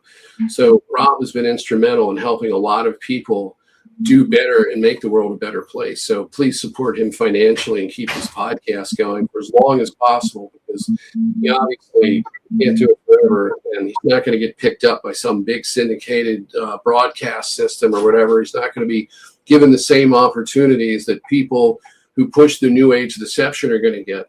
He needs your help. So, and there he is right there. That was a quick one. Oh man, that felt so great. I can't believe we went for 2 hours and 48 minutes, man. Must be the caffeine. Any words for Easter? I mean, I know we don't represent religion here, but like, I hope everybody has a happy holiday, you know. And I would say, just if anything, you know, like, with this podcast and anything, I would say question everything and keep an open mind, you know. And do your research. Learn. I highly recommend to research there's a good documentary. You can find it on Rumble. It's no longer on YouTube. It's called Endgame, The Blueprint for Enslavement by Alex Jones. This was back when Alex was doing really, really good work. He wasn't being pulled in the direction of supporting Trump, and there's powerful financial interests, and he's been hoping to bail him out with that lawsuit because Trump just threw him under the bus too, like he throws everybody under the bus. But it's called Endgame, Blueprint to Enslavement. And it's about 2 hours and 20 minutes long. I was watching a little bit earlier today because I needed to brush up on the CFR history before I did this podcast because I was tired. I didn't have time to sit and look it up. And that information is very difficult to find lately. So, yeah, check that out. He's got a couple of other good documentaries you may be able to find there. Don't remember their names, but they're all back as part of his early work. So check that out. And that gives you a really good idea of the history of how they built up, how they toppled the Iranian, regime. Actually was a democratically elected president. How they put the Shah in, how they did all of this stuff, how they've engineered this new world order. It talks about the trade blocks, talks about a lot of stuff, and it gives you a lot of truth. And I've used it as a resource, and I've fact checked it over the years, and I find that documentary is extremely accurate. It doesn't have the bias that you may find today in some of his work, because he's turned into an apologist. And I wanted to say, it's going to take a while for these people that have been supporting Trump all this time to break free of it and to realize what's going on. So we need to be patient with these people and not lash out at them, call them traitors, to call them mind controlled, call them idiots, stupid people. You see that so much today, and that's what they want. They want people who would normally be shaking each other's hands, giving each other hugs, and helping one another. They want to turn those people against one another. So when you have your Easter Sunday, which is tomorrow, please be good to your family and don't argue these politics with them. If they don't see eye to eye with you, and you're in the type of camp of thought that we are, where we can see through what's going on and we have a knowledge base that supersedes most people, if you're like that, take it easy on those people that don't have it, because it's a shock to their system. They don't want to believe this. They want to feel safe, and they don't want to feel like they're at risk, they're in jeopardy. They want to live in fear any more than they already are. It's bad enough, but some people just can't handle it. So take that into account when you're dealing with your relatives, because ultimately when they're gone, and you may never see them again. So you need to be good to them while they're here, and don't let them. I don't think anything's worth arguing over, honestly. I really don't. I mean, I see so many stupid arguments getting caused in this community. It's like, I wish, I want everybody to be happy, prosperous, get along, and we're up. I don't know. We're up against it, man. It's and I actually absolutely believe Olivia James about Project Oblivion. I've seen it firsthand, infect this community like a parasite, like a mind parasite that's gotten into people, and I've seen people act out. I mean, including myself. You know what I mean? I realize it. At least I'm able to realize it and discern. You have to. I think what's important for people is you have to really look inside yourself, and you have to really start to discern what your mind's telling you, and then make your judgment about someone else or the situation you may be in. Because a lot of times they're trying to get you to disagree with someone, or they're trying to cause an argument with someone. So you guys will argue and you won't be friends anymore, or this or that, or you have to try to see past it. That's the only way we're going to get through this. I mean, we have to try to stick together. No matter what our beliefs are. Exactly. When you strip away the social programming, the political programming, the spiritual programming, all of it, and you begin to strip the layers of this rotten onion away, and you start getting down to who you really are, it becomes easier to really be able to unconditionally love people that you don't know or people that have done you harm, because you see what they're doing is a type of, it's a distortion. It's an illness. You can call it that, a disease. You know, they're infected with something, and they deserve love too. That's the only thing that's going to change anything. So what I've found is by stripping the programming out, that's when the love comes into your heart. Because for one, like I've said before here on this podcast, just the way that we're taught and conditioned to compete with one another in this so-called capitalist system for all, you know, it's going to take care of everybody. No, it won't. If you feel that you have to compete against someone, whether it be for your religion, like domination, or political domination, or whatever it is, if you want to try to make more money than somebody else, or take them out of business, whatever, you can't unconditionally love someone, because you're violating what it is to love them by doing that. And but you can't be a victim, of course, because most people aren't going to believe. They're not going to agree with you on agree with what I just said. But you need to be brave, and you need to be strong, and you need to be the first to be able to do this. I think what you need to do is that we need to look at ourselves as a new generation of people. And there's nothing to do with your age. There's nothing to do with where you live, your sexual orientation, your gender, anything. How you look, your hair color, none of that stuff. Your skin color, none of it matters. What it really has to do with is that we need to be a new generation, regardless of what generation we're in, that finally embraces loving each other and seeing each other in a neutral light. Because everybody, even the worst person on earth, was a good person at one point. They went wrong. Something happened to them. They're responding to trauma over a period of time, and it's turned them.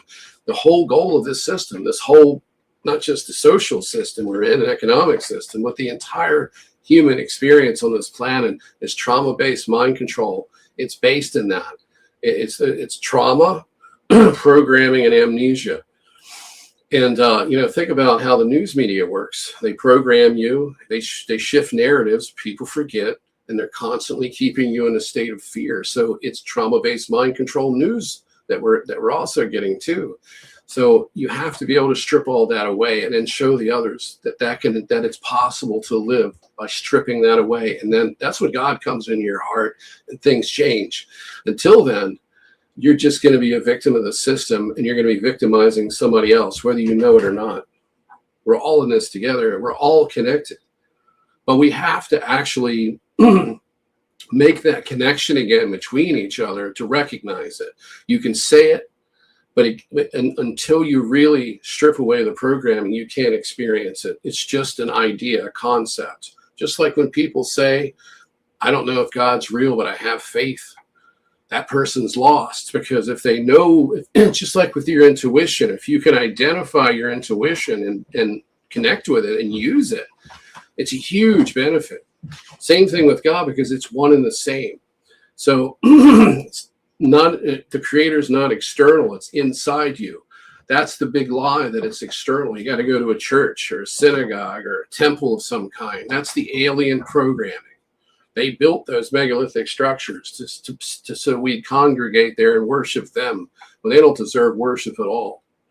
And God really doesn't want worship, just alignment. That's the greatest form of actual worship that you can do. Being a better person, making it a better world, treating each other better. Wouldn't it be nice to not have to worry about what somebody else is going to do to you?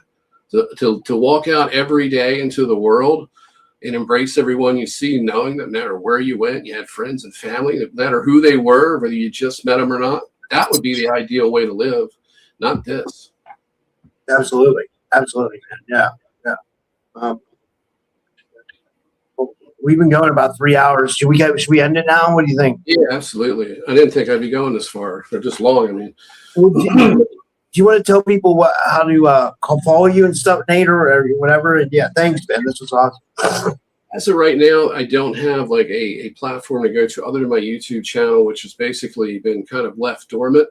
So I'm going to be doing this project now that I'm getting back to work. So that'll just put that off for a little bit. I'm definitely going to have a website. I'm going to be writing on it. But for the most part, as of right now, I've just got the YouTube channel, but there's nothing but old content on it. So you can go there and subscribe if you like. or you can wait till the next time I pop up here and tell you, hey, it's already set up, go check it out. But it's the Planetary Consciousness Project on YouTube. And I'm going to do a Project New Awakening channel as well. But like I said, it's going to take a couple of weeks before I have to get back to work, get a couple of things situated, get adjusted to my schedule. And then I'm going to start doing this gradually. And I'm going to keep going with it and keep putting out more content. I may do one video a week, maybe twice. I don't know, maybe two. Hard to say, but at least 1 week is what I'm going to try to start doing. I'm going to have a lot more time in the daytime, and I'll be off at 5. So I'll have time, and I'll have my weekends off. So I'll be able to have, I won't be under so much stress like I have been, and I'll be able to do something worthwhile. It's just going to be the same stuff that you get from me here, but it's just going to be more of it. I'm going to go into detail. I'm going to educate people. I'm going to try to source information whenever possible. If not, I'm going to go from memory and just tell people that, look for it if you can find it, but I don't know if it's there any longer. So, yeah, that's it for now. But things are going to change, and we'll see how far I get because, I've been heavily targeted before.